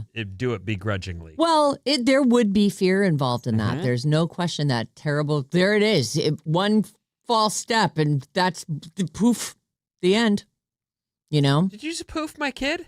No, My kid just went I poof. potentially poofed my kid, but I'd still be Oh. like, well, we'll go down in history. As The a poof. kid who went poof. Oh. It would be a dream. I swear to God, I'd actually be jealous. Riley was like, I'm going to the moon. It would be weird. I would encourage my kids to do that and chase their dreams, but I don't think I'd sleep. I think I'd be watching the feeds round the clock. And you can now, I'd be right? a disaster. All right, let's give away these tickets for the Napa Valley Wine Train. This is a great prize. I think the more we talk, see advertising works. I'm like, I really should go on that Napa Valley Wine Train. If you're calling number 9 right now, 800-400-3697, you will win a pair of tickets for the Napa Valley Wine Train Gourmet Express lunch or dinner. You get to choose, and you get to talk to Maddie. Maddie took his Band-Aid off, so you can see. I never got to see it. Oh, I was too busy. It's a gaping hole. Rolling around on the floor. It's not a gaping hole. It's just. Okay, it's a Your gaping hole. impression was magical. Thank you. Well, he was really easy to imitate. Ah! Oh, God! I'm seeing stars. What's happening? Oh, God! I'd say that's one eye is cockeyed. Anyway, the Napa Valley Wine Train prize, courtesy of the Napa Valley Wine Train. Thank you, Napa Valley Wine Train. I Caller got to number rig 9 right these now. doors to hit him in the head more often. That is funny stuff. I mean, I guess unless you're Maddie, then it's not that funny. He's like, are they making fun of me again? Although it does seem so unlikely that you get clocked by that door. And he had glasses on. How did the glasses not break? They're slow moving, these doors. That's the thing. Yes, it was closing on him, but he did have to forcefully turn himself into it, right? He did it to himself. It was bleeding though, so I did have to take it seriously. I can't make fun of you. Incessantly. But you have been. So no, that's just me imitating him, trying to convey to everyone how upsetting and serious this walking into a door thing was. Tomorrow on the show, we're going to do bad advice. badadvice973@gmail.com. There are some good ones. Thank you to everybody who has sent emails in this week. You've given me a lot to choose from. Final selection hasn't been. There's one that I think I'm going to do because it's really related to a story that you did. But I can always be swayed. You have a great problem. We love solving great problems. So badadvice973@gmail.com. And once a week on Fridays at 7, we solve them. Congratulations to Sarah from San Francisco. Hey, Sarah. Another Sarah. She won the tickets for Napa Valley Wine Train. Nice. So tomorrow's your last chance. Did she spell her name right or not? She spells it like you. Oh, the right way. Just making sure. Yeah, it's the right way. Sorry, other Sarahs. You're all Your wrong. parents left a letter off. Sorry about it. Okay, let's start with Nikki Glazer. She's great. She's funny. I've become a fan for sure. She's been hosting the Golden Globes. Has she done it twice? Twice. Yeah. She was so good at the Tom Brady roast that I found a whole new appreciation for her. And she's been kicking around for a while. Mm-hmm. So she was on a podcast and she said, I don't care if she's got an on again, off again boyfriend by the name of Chris Comby. And this is a guy she'd shoot in the face for a lottery ticket to do stuff to Tom Brady. Yes, exactly. She says she doesn't care if her on again, off again boyfriend Chris Comby hooks up with other women. In fact, she, quote, kind of likes it. It's not a two-way street, though. She says she doesn't mess around when she's in a relationship unless Tom Brady offers his junk up. She just wants a guy that other girls want. You have any thoughts so far? I really thought of you as I was doing this. I completely agree. Nikki draws the line at sending memes, I guess. Here's the quote. They can't be funnier than me. It's not that. Oh. It's that he can't have an emotional situation with that person. Keep an ongoing friendship going. Well, right. He does. I don't think she wants them to be friends at all. Like he could maybe even do someone multiple times, but only text them to set it up. She's living in a crazy world, as people who do it often will chat and grow to like each other. Durr. Her quote is, if he were to watch The Wire with her or do crossword puzzles or send memes and stuff, I'd be like, what the F are you doing? That's our thing. Emotional cheating would hurt me. Okay. She said that when she first met Chris, she's known him since 2013 and has been dating him since then. And so that's 13-ish years ago. And they've been on and off. But she says when she first met him, she'd ask for all the gory details of his past hookups and girlfriends. She wanted to know all the stuff, tell me everything. She said it was like foreplay for her. She says it made her, quote, horny to think about him doing that with other girls. I definitely dated someone who wanted to know, in my opinion, way too much. About you. About me. And wanted to, you know why? Because she wanted to tell you about her, right? I don't know why, because I didn't want to know the same things about her and told her that. Like, I'm not going to be interested in that. So if you want me to answer your questions, I will. But I'm not looking for you to reciprocate. Yeah, that's not going to, I'm not. Is she the one who said, guess how I learned how to do this? No, that was, I was younger then. Field. No, that wasn't. No, I always think about Don't say words. I say lots of words. I get paid to say words. I understand that, but stop saying words that people might be able to use to decipher exactly who you're talking about. What do you think about this Nikki Glazer emotional cheating? And did you want every detail of, does it make you horny to think about Susan with other girls? I love the idea of people seeing in him what I see in him, that he's sweet, that he's adorable, that he's hot, that he's fun, that he's smart. When we're out, if somebody might be hitting on him or talking to him, I love it. Like, yeah, I know, right? He rocks. Funny. So, what do you think is a good question as well? Frankly, if it stopped there, like, John would be pissed if I was flirting with a guy in front of him. We know you've told us the stories. He would be pissed off. I would never hear the end of it. So I wouldn't do it.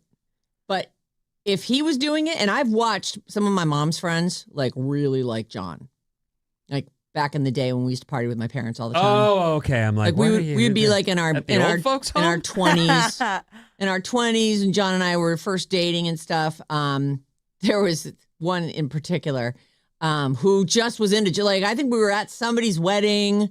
And they were all these friends were there, and she must have grabbed John to dance with her like 20 times. I'm like, oh, making time with, Lorraine or whatever her name was. Geraldine.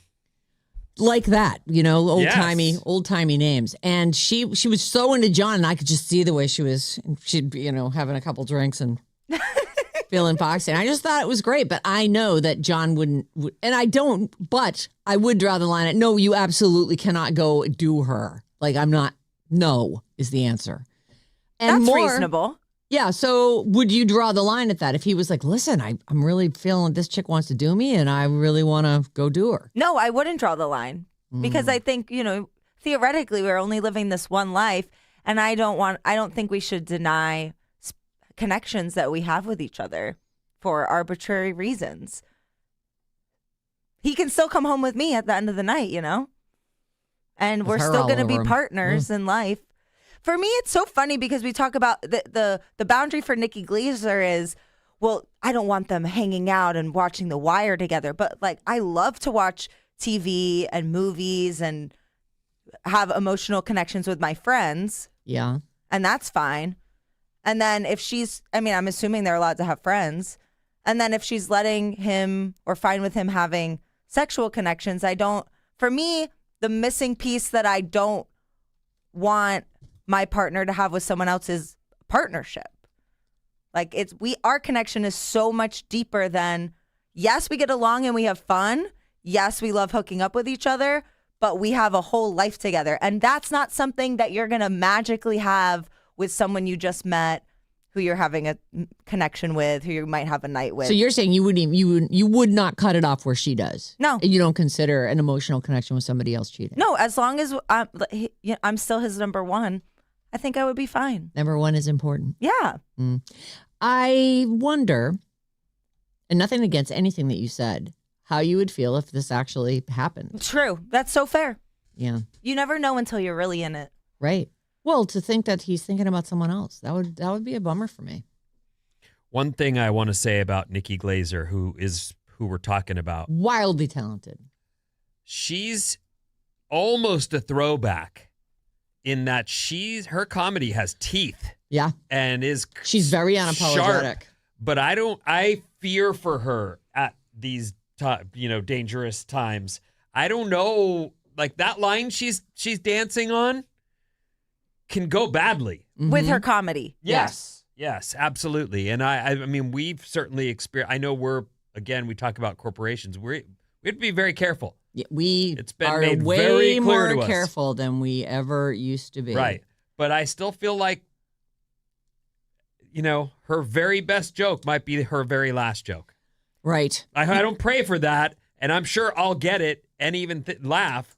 But I fear that will be the rallying cry for the people who say, I'm outraged. We finally got her. Yeah. I actually think as far as comedy goes that the pendulum swung all the way on the wokeness of we can't joke about that. Let's not joke about that. Being really sensitive. I think we hit the limit there. Oh, you're saying the pendulum and it's starting to swing back the other Good. way. I hope so.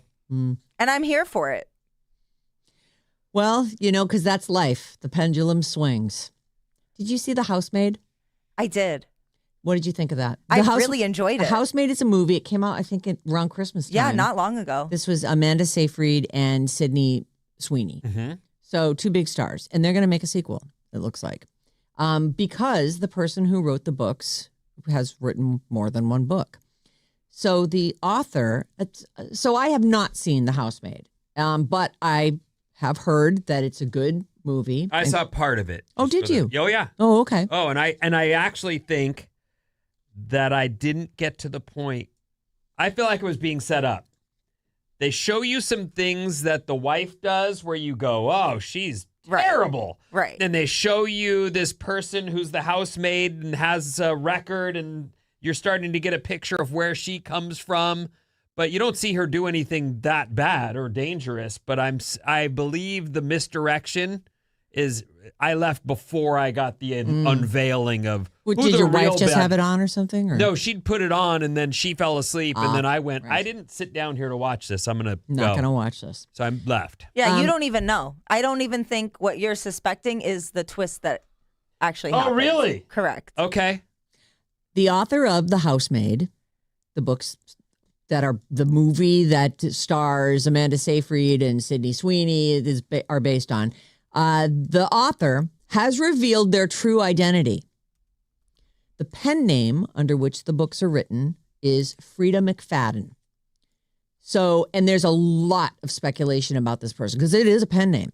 And so people are like, it's 3 dudes. It's some old lady. It's some known author's project. I never heard this. So there's a bunch of speculation about it. Okay. So who is Frida really? Which of these is true? One of these is the real Frida. You know for sure. I do. Okay. A woman. Her name is actually Sarah Cohen, and she works as a doctor treating brain disorders when not penning the Housemaid series. It's her. I was going to say that sounds like AI wrote that. A woman. You have 3 choices. Wait till Okay. you hear all 3. All right. A woman. Although I can write you down for that one right now. All right. Give me this next one. A woman. Her name is actually Frances Collier, and the series is actually somewhat biographical as she was a house manager for a wealthy family right here in San Francisco for a number of years before her books became wildly popular. I'm going that. I'm switching to that. Here's the third option. All right. A man. His name is actually Gerald Andresen, and he started working on the Housemaid books when he lost his job as a civil engineer at the start of the pandemic. Who wrote the Housemaid books? Sarah Cohen, the doctor treating brain disorders? Frances Collier, the house manager for a wealthy family here in San Francisco? Or Gerald Andresen, who was a civil engineer who lost his job at the start of the pandemic? I'm going with A. You're going Sarah Cohen. Mm-hmm. Okay. I am also going with A. All right. Oh, it's just the kind of a killer thriller that women love. So it's hard for me to believe that a man wrote them. But I'll go with that anyway. You're going for the man. Yeah. Maddie and Vinny got it right. Nice. She is a doctor who treats brain disorders. She is a white lady. She's got kind of coppery hair, and it's in a little, you want to see a picture of it? In a bob cut. And glasses. She's a little on the nerdy looking side. She is a brain doctor. Her name is the writer known as Frida McFadden explained it's time to share her true identity. Her name is actually Sarah Cohen. She works as a doctor treating brain disorders when she's not writing. I'm at a point in my career where I'm tired of this being a secret. I'm tired of people debating if I'm a real person or if I'm 3 men. I am a real person. I have a real identity and I don't have anything to hide. And why did she? Because it was just her pen name. I guess she just didn't come out with it. Maybe because she was still working. Is that possible? Cohen stepped back from working full-time as a doctor in 2023, a year after releasing the first Housemaid book. Although her coworkers did discover that it was her, and they all were nice about it and kept her secret. She said, my whole goal was to keep it a secret until I was ready to step back from my doctor job, that other job that I spent, 15 years in school getting. So it wouldn't be like everyone I work with suddenly knew it and compromised my ability to do my job. But I've stepped away from my job. I'm only working like once or twice a month.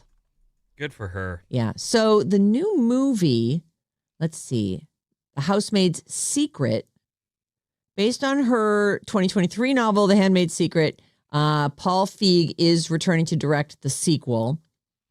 And in The Housemaid's Secret, which is coming out, it looks like December of 2027, Millie is back, taking a job, keeping house for a woman she's never allowed to see. I don't want to tell you all the stuff about it because it is a sequel. And actually, that's probably a spoiler in and of itself because you'd know which of them.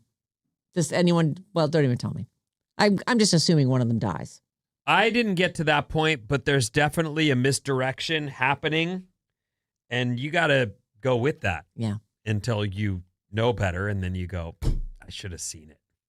Speaking of misdirection, I was telling you earlier this week about a show called The Capture, which stars her name's Holiday Granger. It's a British cop, like police procedural kind of thing. Uh-huh. And it's starring the redhead. The redhead who Yes, plays okay. Robin Mm-hmm. on the CB Strikes series, which is the Robert Galbraith books written by J.K. Rowling. It's a whole long, convoluted thing. But anyway, we like this actress, and she's in this. And this show, The Capture, is excellent. Like I had to go to bed last night so we could only watch one episode. We were like, oh, should we watch it at 15 minutes of the next? Like, it's great. And it's only 6 episodes, I think, per season, but there are 2 seasons. So we're still in the first season, but I really like it. I really recommend it. I think it's maybe an Amazon Prime show. So anyway. Glad to hear you're into it, though. That's cool. Love it. Well, people are always looking for stuff to watch, you know?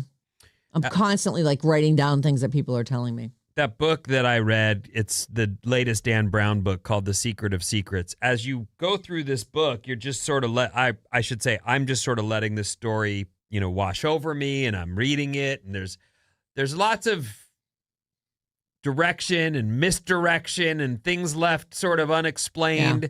And then you read it a second time and you go, I cannot believe I didn't question that. There's so much misdirection, and I just got to the reveal this morning. Oh, really? The thing about right. Which I'm not going to say anything about it, but I looked back as I'm thinking through it because you had mentioned you'd gone back and started it over, and I started thinking about all the stuff that's happened to that point. It never crossed my mind, and it's excellent. It's a very logical solve, which I appreciate. Right. Like, oh my God, if I'm buying all this other stuff, I'm going to buy that too. Back to just really quickly the housemaid, Sydney Sweeney stars in that. And so this is sort of just a side piece on Sydney Sweeney. She is in a show called Euphoria, and there's a new season of that's out. Zendaya's in that too. They hate each other. Zendaya and Sydney, that's the rumor anyway. Euphoria season 3 premiere went down Tuesday night in LA. Zendaya and Sydney Sweeney were there. But you wouldn't know it from the pictures. They didn't get anywhere near each other the whole night. They're not in a single picture together. They avoided each other. So the rumors of a feud between the two have been circulating actually for quite a while. And it's often said that it's their differing political views. But now there's a source that says Tom Holland is mixed up in this. Tom Holland, who may or may not be married to Zendaya. She's like, stop asking me. It was the source says, it was an open secret that Sydney had the hots for Tom Holland and was flirty with him when he would come to the set. That did not go down well with Zendaya. They have not really hung out socially since then. I'm not buying that. I don't buy it either. That's so high school. High school finds its way. I buy it. Actors are high school. Well, this is what I think. I think they're both huge stars, and I think that they're stars in their own right. Yep. And there may just be not enough room in this photo for you. I think it's a branding thing. I think Vinny's right. I don't think they I don't want to be associated together. Picture, they right. want to forge their own paths. Well, if they were friendly, that wouldn't matter. They would just get in the picture together. What about group shots? No, there are no pictures Are of there them no in group any. shots? There are group shots. That's what I'm saying. If that person's in the group shot, that person's not, and vice versa. Huh. That is know. kind of strange, actually. It's strange, but I don't know. I'm not savvy with that kind of stuff, and there are a lot of people who are. And Right. there might be a press person who said, listen, she's a huge star. You don't get in her photo. We can't have you seemingly getting on her coattails for her. Like, I don't know. Is that a thing? If that's their publicity Yeah, I person, don't just know. like don't be in any pictures. Yeah, I of don't that know. person. Possibly, Ben. I don't know. I walk around with a dumb, a camera? It could actually just be a total coincidence that they didn't get in the same thing, and the sources. And the buzz is all The buzz for is all nothing. for right, exactly. Anyway, there you go. What's coming up? I got a lot of stuff, actually, but let me see here. Oh, boy. Oh, this is the one. Things people say they've stopped buying because the price has gotten just too high after these.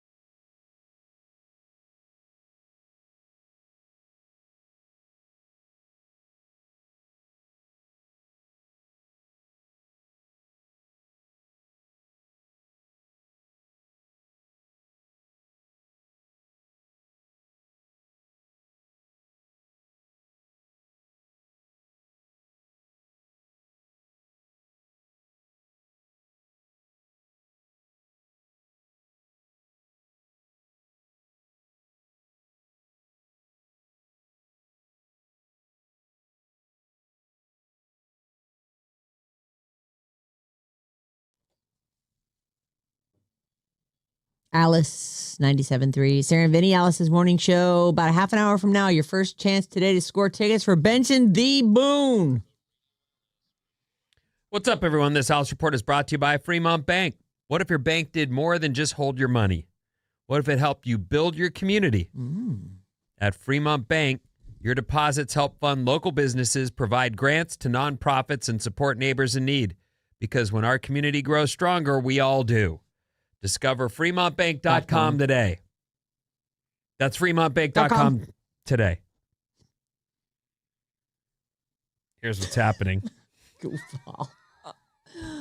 Oh, it's like you get knocked in the head. No, that happened to Maddie. Apparently, did it? A bus fell. A bus An anvil. carrying a piano with an anvil on top of it. Yes. Landed on his head today. Poor guy. And boy. That door disfigured me. Uh-huh. Right. You can see it now. He took the Band-Aid off. A little red spot. On Look his- on YouTube. Look, I'm permanently disfigured. Don't be ableist. You're still beautiful. Love you, Bob. She has an answer for everything. It's incredible. Mm-hmm. I like to sit back and watch the show. Welcome to National Unicorn Day. Oh, boy. It has its own day. It's great. Before I had daughters, I would have said that there's no such thing as, well, not no such thing, because there really is no such thing. But what I mean is, it's not a thing, and it turns out, it's a full-on thing. Yeah, it's a unicorn sheets, unicorn stuffies, unicorn coloring books. There's not one particular unicorn that stands out, like Bob the unicorn. The one in Harry Potter, that was a good one. Remember, he who shall not be named was feeding on unicorn blood. Yes. to heal Okay. himself. Yeah. All right. Sorry. It's been a minute, but yeah, I just didn't know that it was such a. Really, there's a big marketing campaign for unicorns out there in the world. Isn't it like the official animal of Scotland? Yes. Or something? Okay. All right. I think you told us that I in a did tell fast you fact. that. Anyway, unicorns, everybody. They're It's the best. National Unicorn Day. There they go.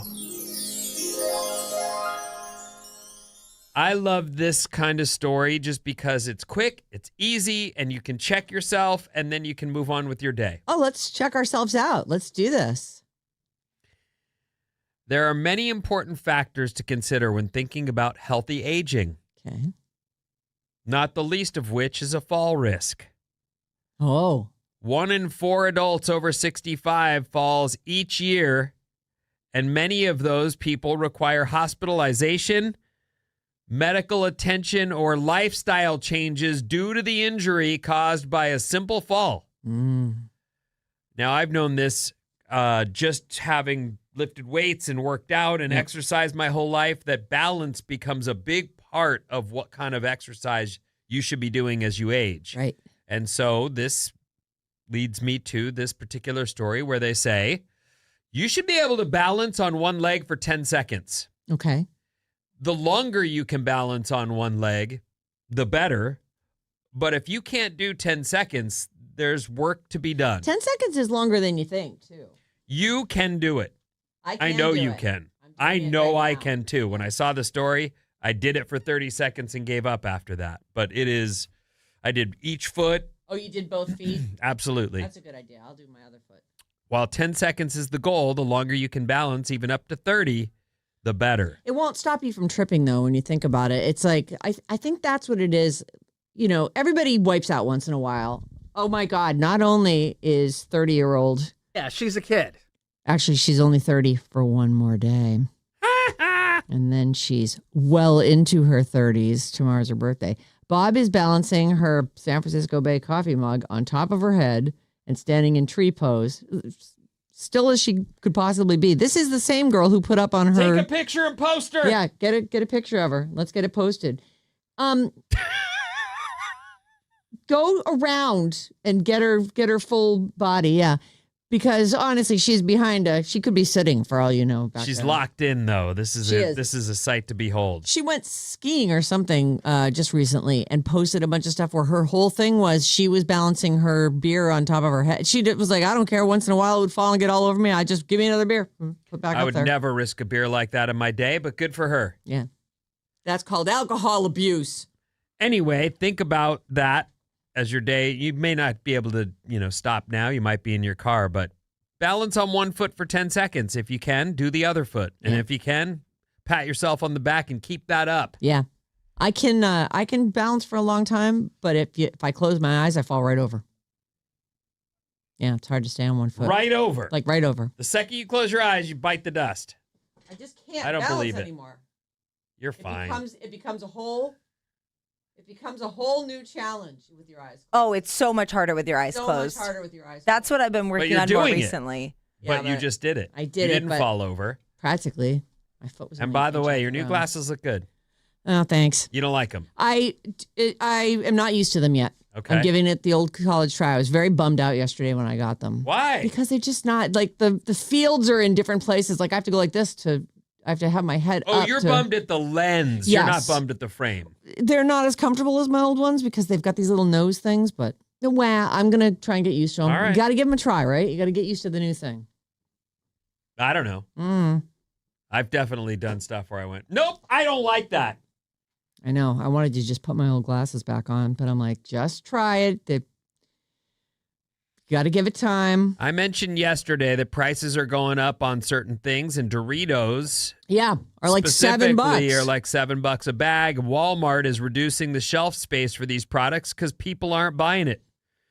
And I even mentioned there has been a time in my life where I went to Walmart to get certain things because I was on a budget, there, and it was worth saving $1 here and $1 there.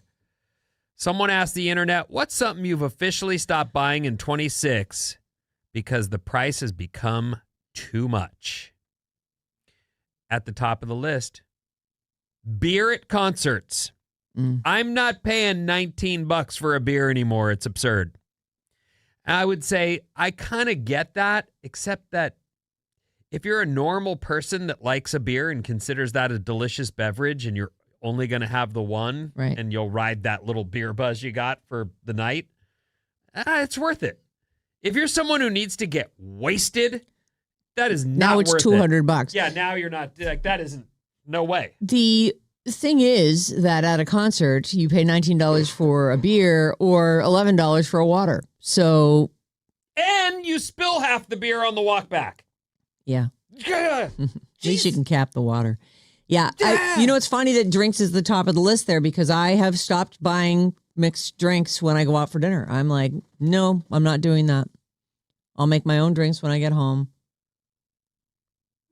I just cannot pay $17 for a bad cocktail. I can't do it. I can take that same $17 and make drinks for everybody.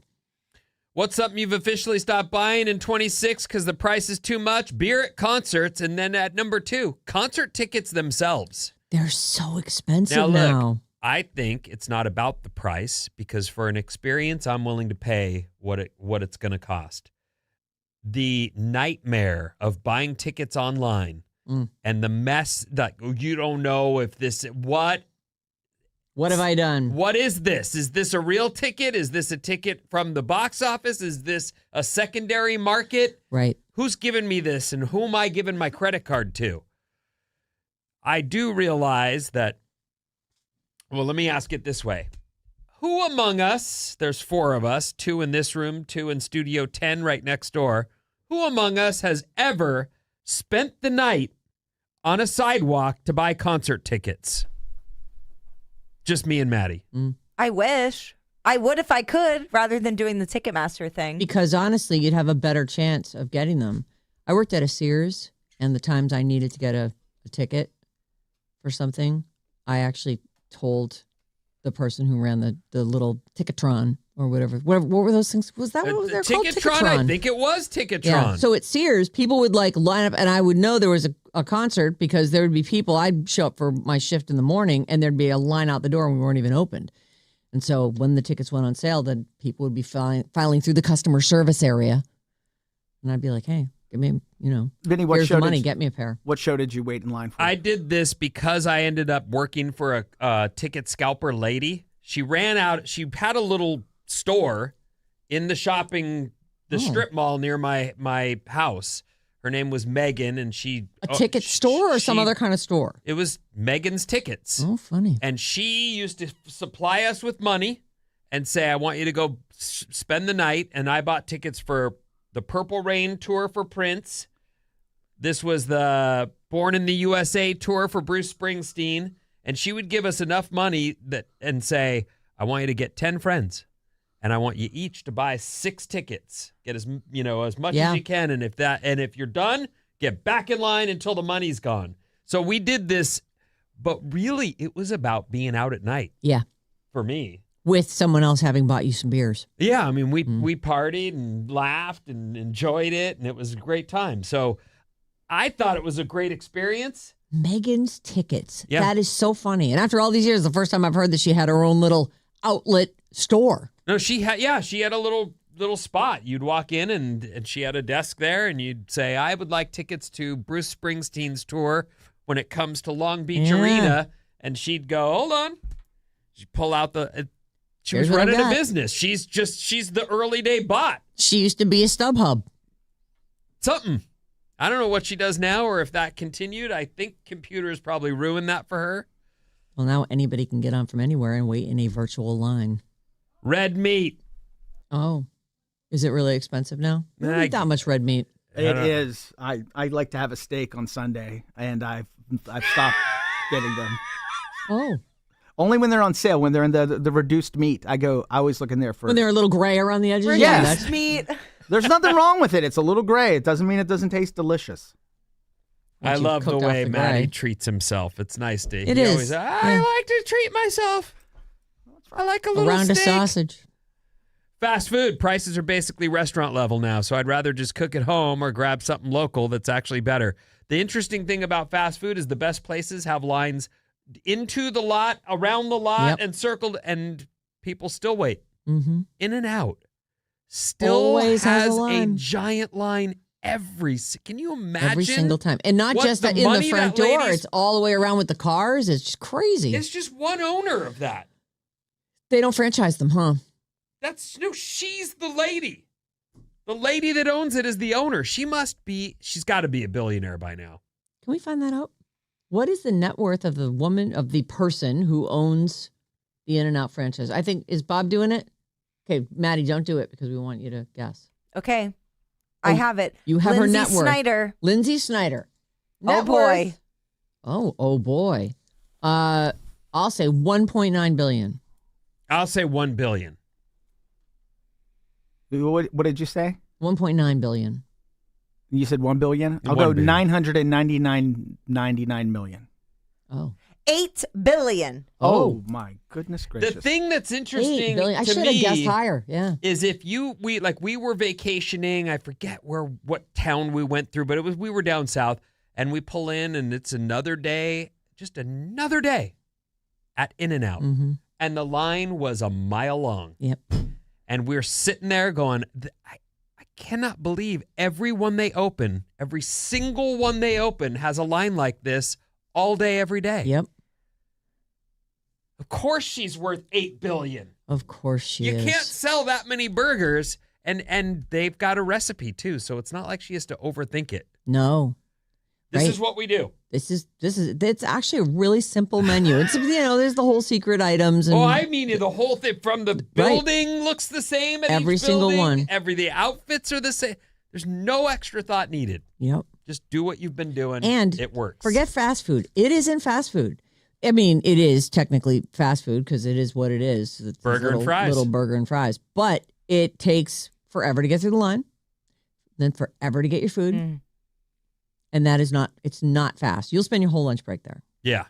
You guys said something really interesting the other day when you were talking about public companies. They have to keep growing and making more money. And that's why In-N-Out is so good and is so busy because they're private. Yep. So she doesn't open more stores just because she has to. So she gets to keep perfect control of the quality. That's why they're so busy. Yeah.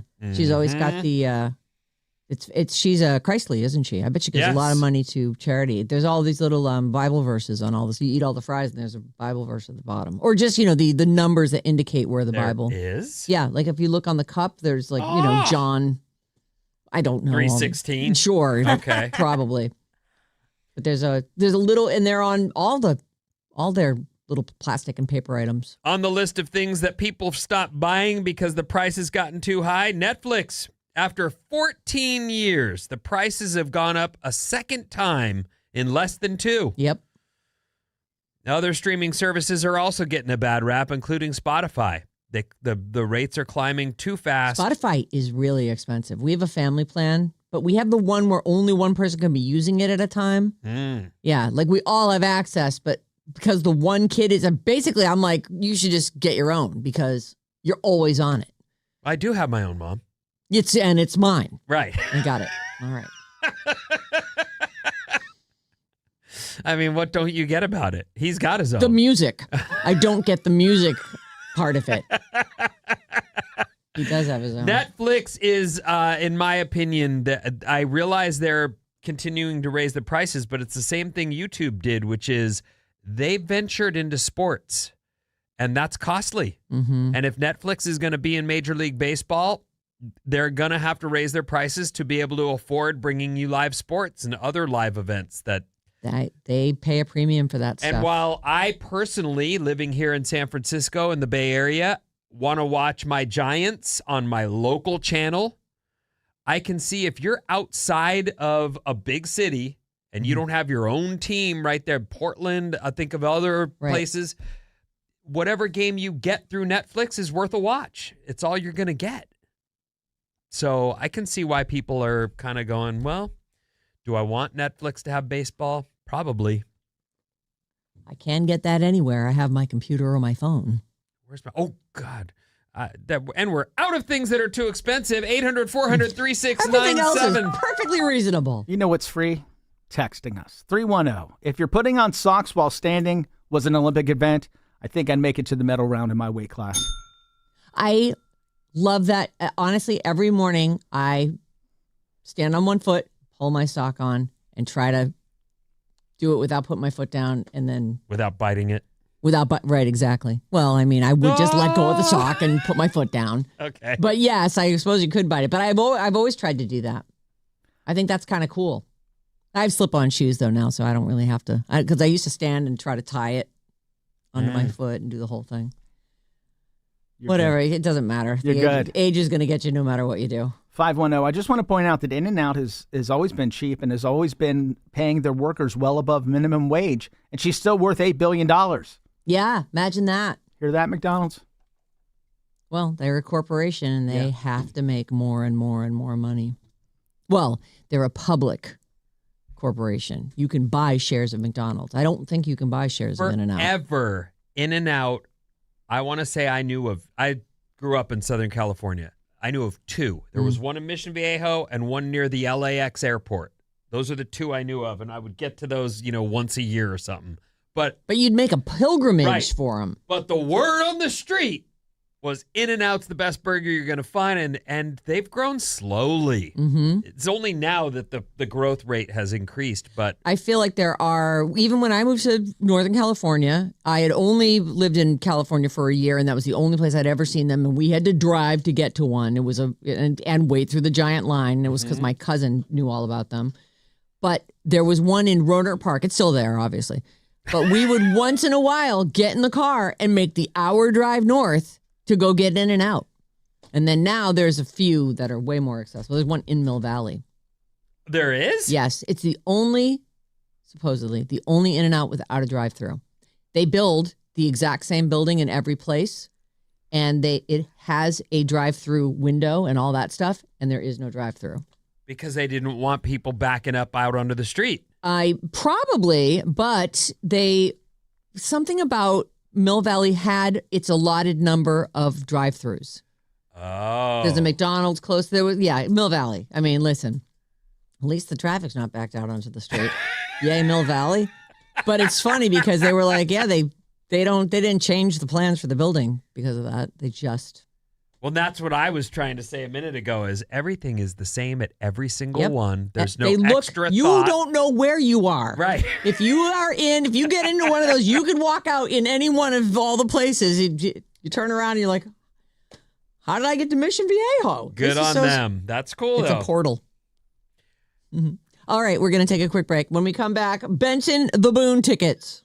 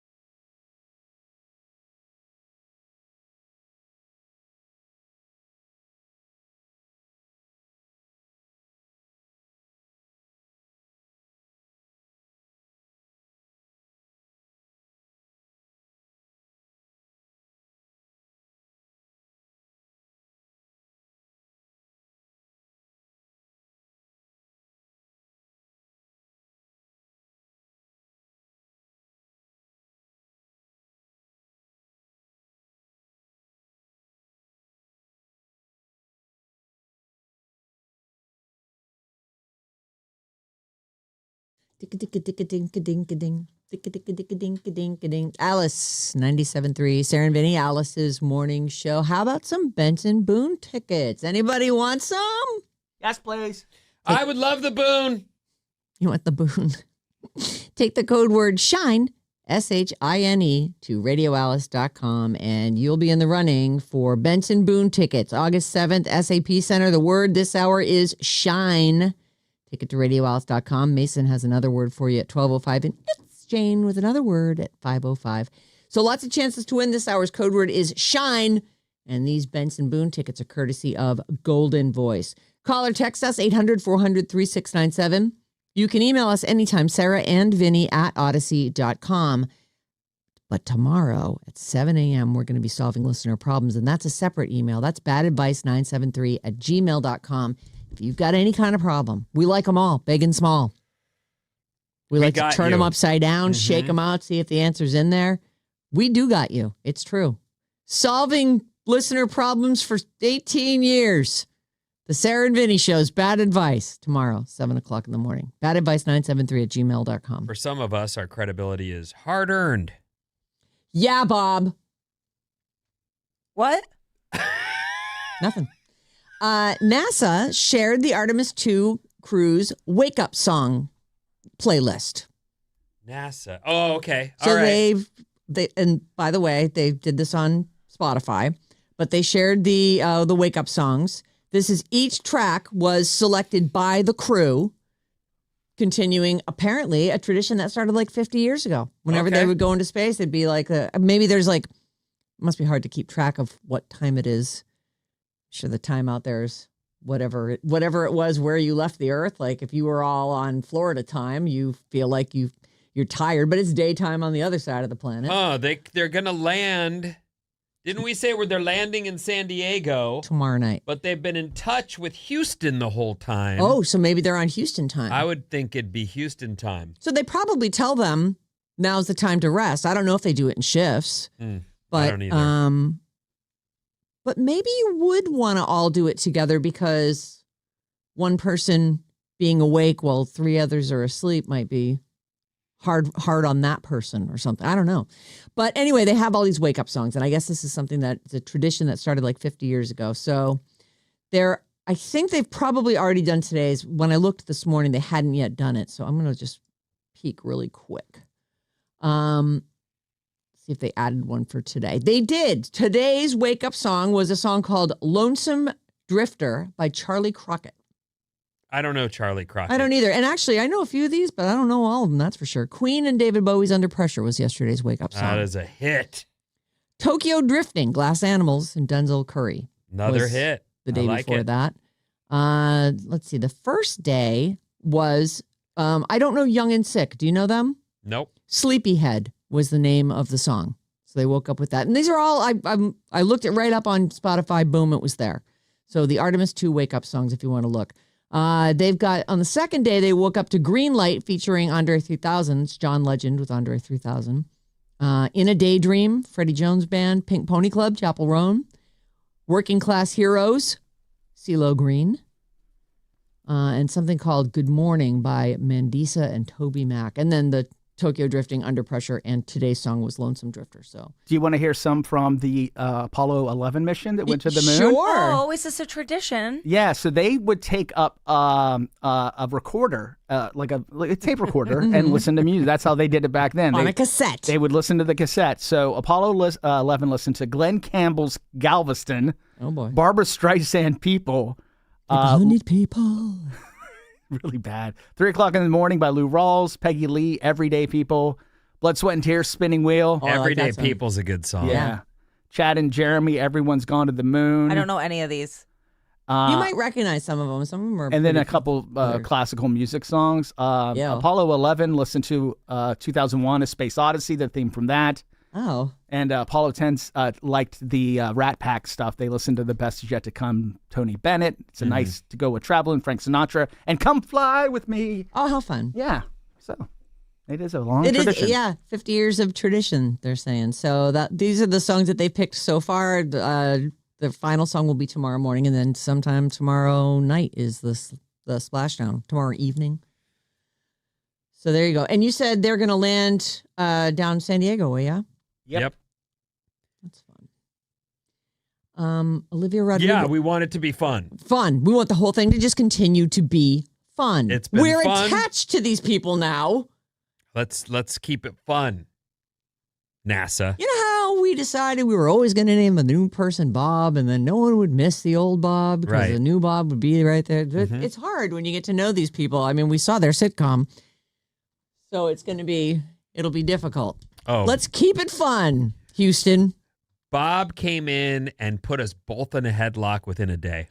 Within a day. All I did was laugh at their jokes, guys. That's not what. You know what? It's possible. We're pretty easy, I guess. I thought we were like, we're going to harden our hearts and no one's getting attached to anyone around here anymore. Bob.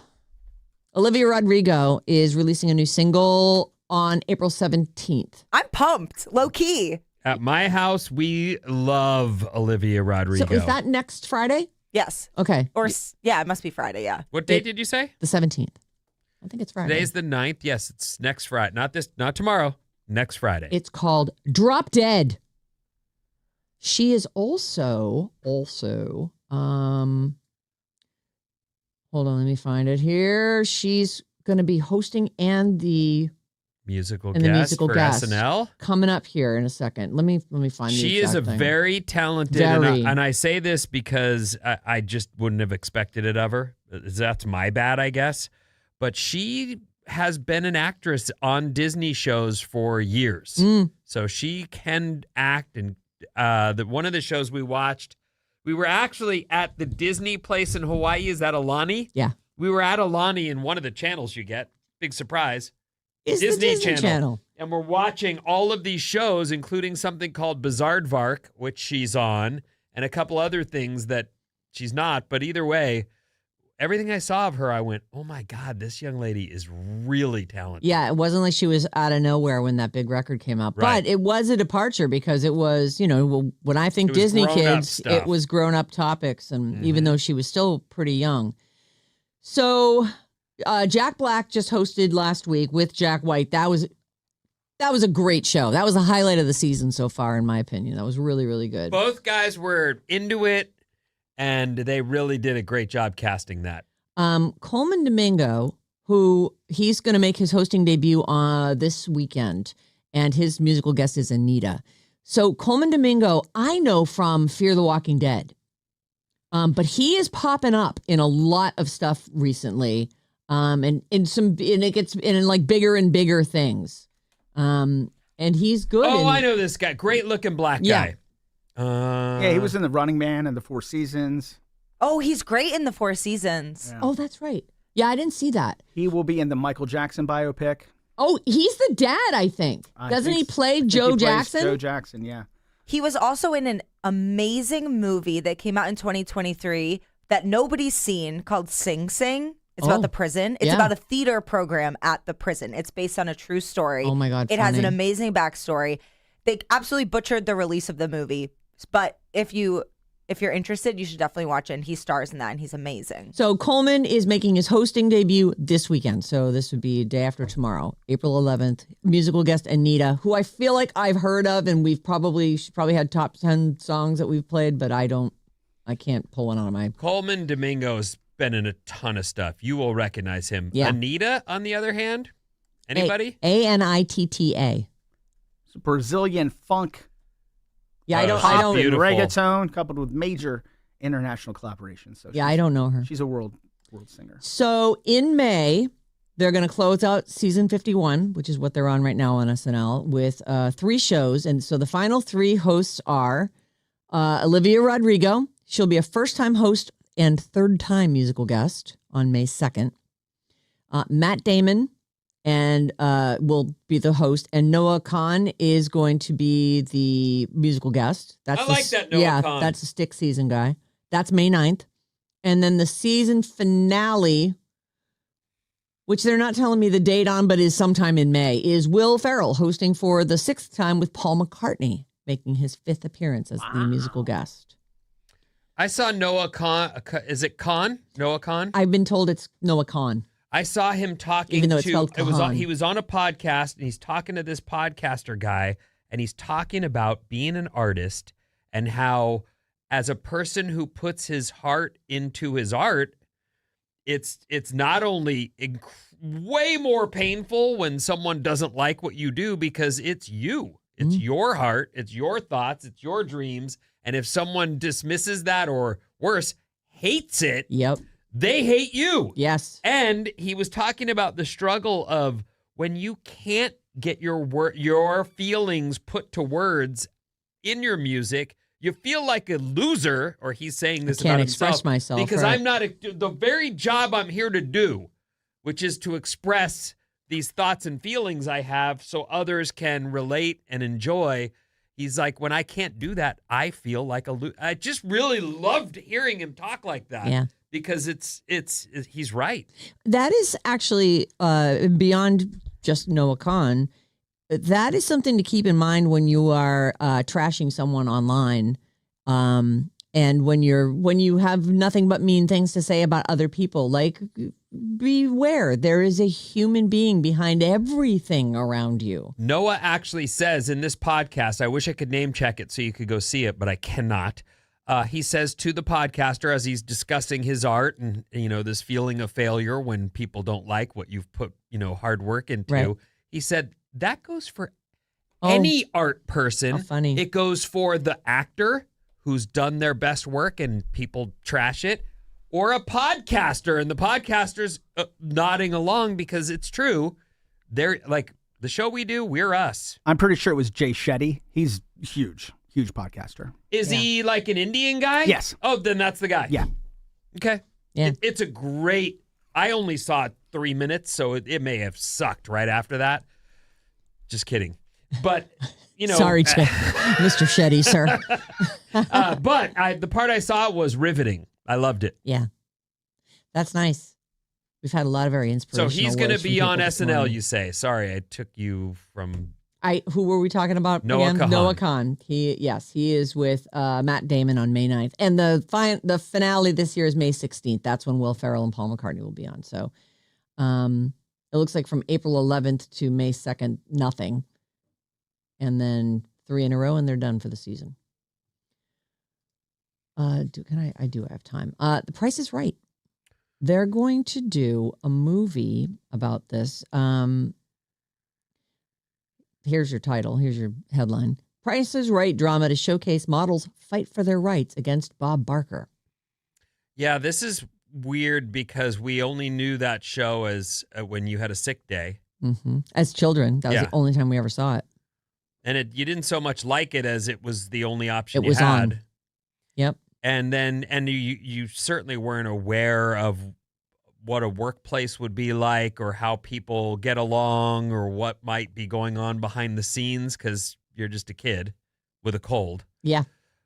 But to Allegedly. hear how badly things were for many of these people doing this, what appears to be just a trite, dumb little game show in the middle of the day. Yeah. Well, it was big money because it was the only thing on. Right. So if, like your mom certainly knew about it. They're saying it's a pre-#MeToo story focusing on the amazing women who bonded together when no one would listen to them. Against Bob Barker. Yes. And I want to say that he was one of the first people I ever heard of being sued for like sexual harassment in the workplace. But it was long before the Me Too thing. But a few of these women would leave the show and he would kick them off the minute they had a wrinkle. Like, isn't it beyond belief that this is a man who I think is known for being an kind animal to lover? animals. And meanwhile, so his PR is he's a guy who's loves animals and has raised a Spay and fortune for neuter. them. Yeah, it's all that. But meanwhile, he treats the other human beings he works with like garbage. Shocking allegations of manipulation, obstruction, sexual harassment, and racism. Many of these allegations pointing directly to Barker, who died in 2023 at the age of 99. And the lion's share of the allegations came from the so-called Barker's Beauties, the models who presented the game show's prizes to the audience and contestants. Let's see. There are a bunch of different stories, it sounds like, from a bunch of different models. And so if that's something that you're interested in, it does sound like it's going to be a fictional work, or like, the retelling of this story. It doesn't sound like it's going to be a documentary style, but it also sounds like it's in early development. So I don't have a date or anything, but the Price is Right drama will showcase their fight for their rights against Bob Barker, according to some producer. And that's in Entertainment Weekly if you want to find that. And I have not watched any of the Extraction movies, but Chris Hemsworth and Idris Elba are set to return for Extraction 3. It's a Netflix movie. Let's see, it's an action franchise that launched in 2020 on Netflix, and apparently it's big enough that they are continuing to make these things. I saw the first one, and it was good. It's Hemsworth. He's so good. He's built. He's a good actor. You can believe he kicks butt. Yeah, it's fine. I mean, it's a but formula. It didn't make you. Oh yeah. Well, listen. I'm barely keeping up with things I actually really want to watch, so Right. I'm not on the fence about. Well, I got an hour. Let's give this a try. I barely have that. So I don't have. Let's see. It looks like Idris Elba joined the second one that premiered in 2023, and so I don't have any plot details or anything. But they are saying these guys have signed on to do this third one. So if you love the Extraction movies, well, there's another one in the works. I'm out of time. What's coming up, Vin? Some unfortunate news about layoffs, bugs, and more after these.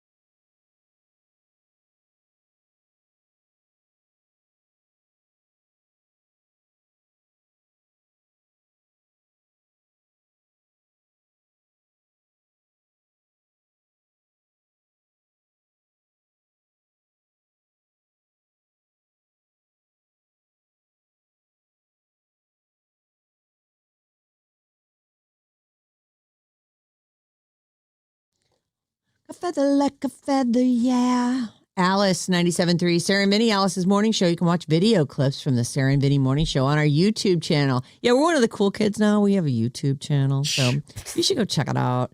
YouTube.com/@RadioAlice973. And remember to smash that subscribe button. What's up, everyone? This Alice Report is brought to you by Bad Advice. Bad Advice is back, and we want your problems so we can fix them. Yes, we're good at that. You'll love your life right after we've gotten a hold of it. We're going to fix it all. Email your problems to badadvice973@gmail.com and listen tomorrow at 7 a.m. and see if we solve yours. We probably will. Oh, we're going to solve somebody's problems. That's for sure. I'm going to try and squeeze 2 in. Clouds through Sunday and a chance for rain depending on where you're at. There was even, I heard or saw early this morning, some snow. Oh. Well, that's good. Not, feet of snow, but snow. Some snow. Yeah.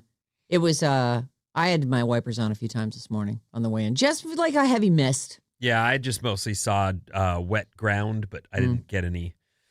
Anyway, I want to quickly, if I could, thank NBC Bay Area's Scott Budman for coming on today. Yes. We had a little bit of a technical issue and we had to hang up on him. But we do love him. We appreciate him and want to thank him. And you can follow him at Scott Budman. I also need to remind you that we got our homework early this morning for Bob's Movie Club. The movie this time around is... Just say it.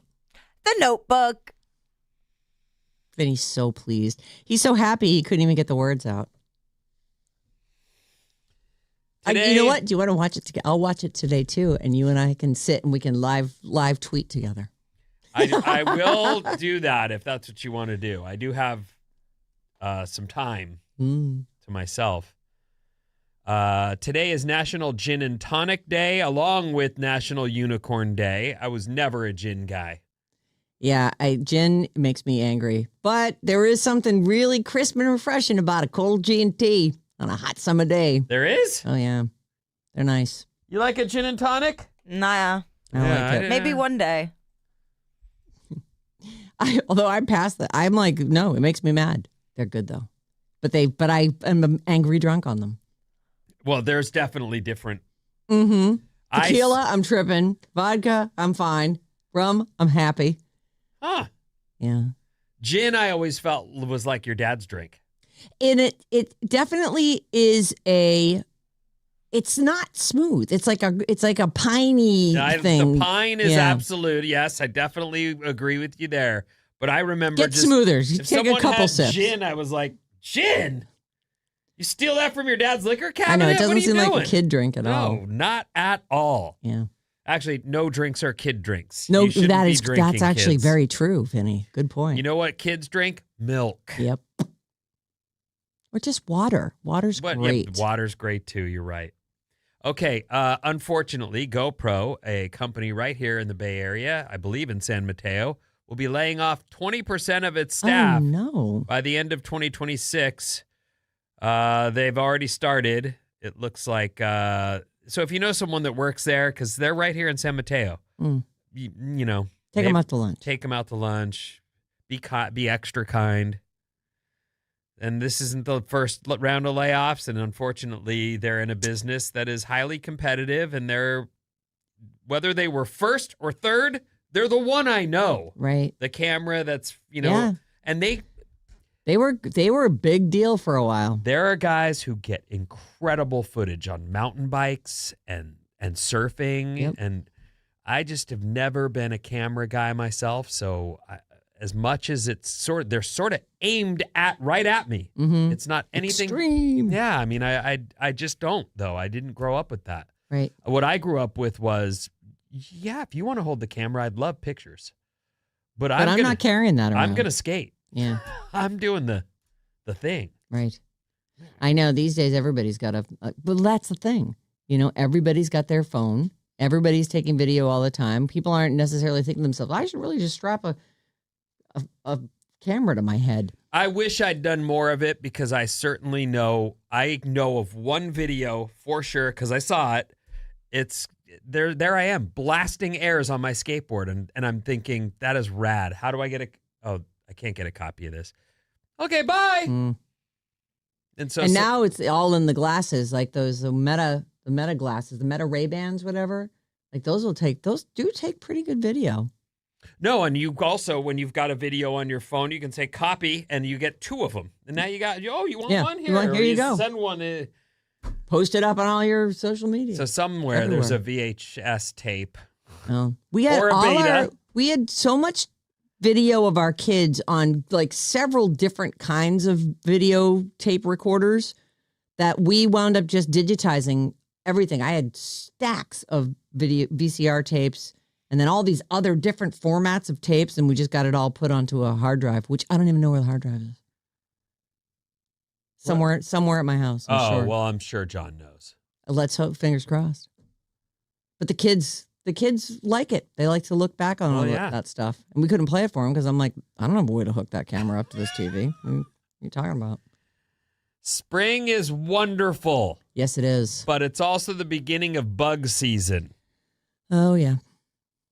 If you're into bugs, good for you. If you're not, Atco. AtcoPestControl.com. The cities were ranked based on who dealt with the most pest activity, and LA is number 1.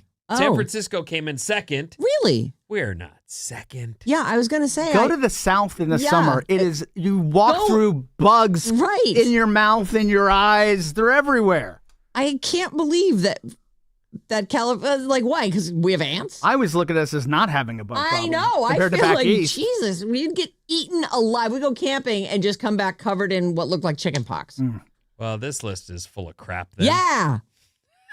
That's crazy.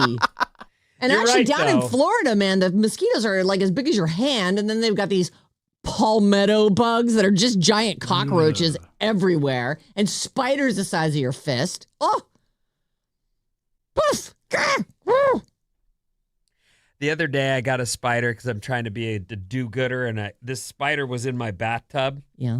Oh, trapped. And I saw him, and I was like, I'm too busy to help you out right now, Holmes. I got to go. And I left for work. And I don't see him for whatever reason for a few days. But then I'm walking by, I'm in my bathroom, and I'm off work, and I have a minute, and I see him, and I go, I better get that guy out of there. That's not cool. I get him, I get a tissue, and I pick him up, and I'm walking like this, and there is silk web. Yeah. He's shooting web at me as I'm taking him out. I'm like, what are you doing? I'm saving your life, you ding-dong. Yeah, he doesn't understand. I got him outside, but he shot web all over me. I've never had a spider do that. I've never had a spider do that either. How bizarre. I wonder if it's because there was just a space where his spinnerets are that he was getting it past the tissue. Yeah. Yeah, I was trying not to crush him. Well, right. So I was holding Gently, him very right. gently, but I didn't also want him running around. No, I don't want him like, on me. I'm holding you firmly, but gently. But he webbed me.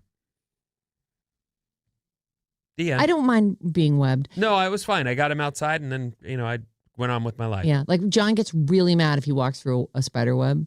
I just feel sad. I'm like, oh, I ruined someone's house. My friend Mike he walks around in the world like this with his hand karate chopping up and down. He will freak out if any spider web gets on him. Are we talking about the best drummer in the world? No, I'm talking about the hot European model. Oh! He cannot have it. He's like, I've gone to like 100 houses with him. He doesn't want any web in his hair, I guess. But he's like really, he goes, yeah, you guys go look at the backyard. I'm like, we don't want to come on the backyard? He goes, no. Going on in the backyard. What are you, crazy? Spiders out there. What's it like to be handsome like that? I don't know, but it obviously comes with a lot of like weird Clearly tics. very important. Yeah. Can I see a picture? Sure, of Mike J? Yeah. Oh, he is. Well, he's old now. I mean, he's, He's Is he a still silver hot. fox? Are you kidding? Yeah, he's good looking. Our text number is 800-400-3697. And Maddie's on the show with those. We were talking about Sing Sing, the movie earlier. And hey, Bob, I saw it. It was wonderful from the 510. I think it's on HBO. Maddie's going to watch it this weekend. Definitely going to watch it. Yeah, you were saying you had a whole podcast with guys from I Sing started. Sing. I helped them start the Sing Sing Museum spoken word podcast. That's incredible. So they're interviewing people who were in Sing Sing over the years and just different experiences and things like that. You getting royalties on that puppy? No, I volunteer with a couple groups that take former inmates and help teach them media arts. And then these were my mentees who are now starting programs in other prisons, and I'm helping them. How do many that. podcasts do you get royalties on? Oh, yeah. Regularly. Are there royalties? I make money off of two, basically, two that are still getting a lot of downloads. That and you stuff. put together? Yeah, That was your thing? Yeah. Appalachia Mysteria and the What? That's so funny. What did you just say? Appalachia Yeah. What? Mysteria. It's true crime and all of it takes place in Appalachia or Appalachia. AKA West Appalachia. Virginia. And then I used to work with Donnie Brasco, the real guy, and it's called Deep Cover, the real Donnie Brasco, and that was fun. A lot. And that's still you're getting still, quarterly checks? Yeah, I mean monthly, but nothing big. No. 925. Gin tastes like soap to me. Yeah, it has that certain flavor. It's I think it's juniper. Well, they Whatever do it make is, it I in a don't like it. bathtub, right? Bathtub gin. I've heard that they do that, but I'm sure that the stuff you buy, Bombay gin, is not from a bathtub. I'm going to guess. And our compassionate listeners. I don't know. Can we, 510, can we please get Maddie, a door-humping Maddie, a GoPro before they lay off more people? That would be fun to watch. Why, so we can get it smashed into his forehead? It could survive that.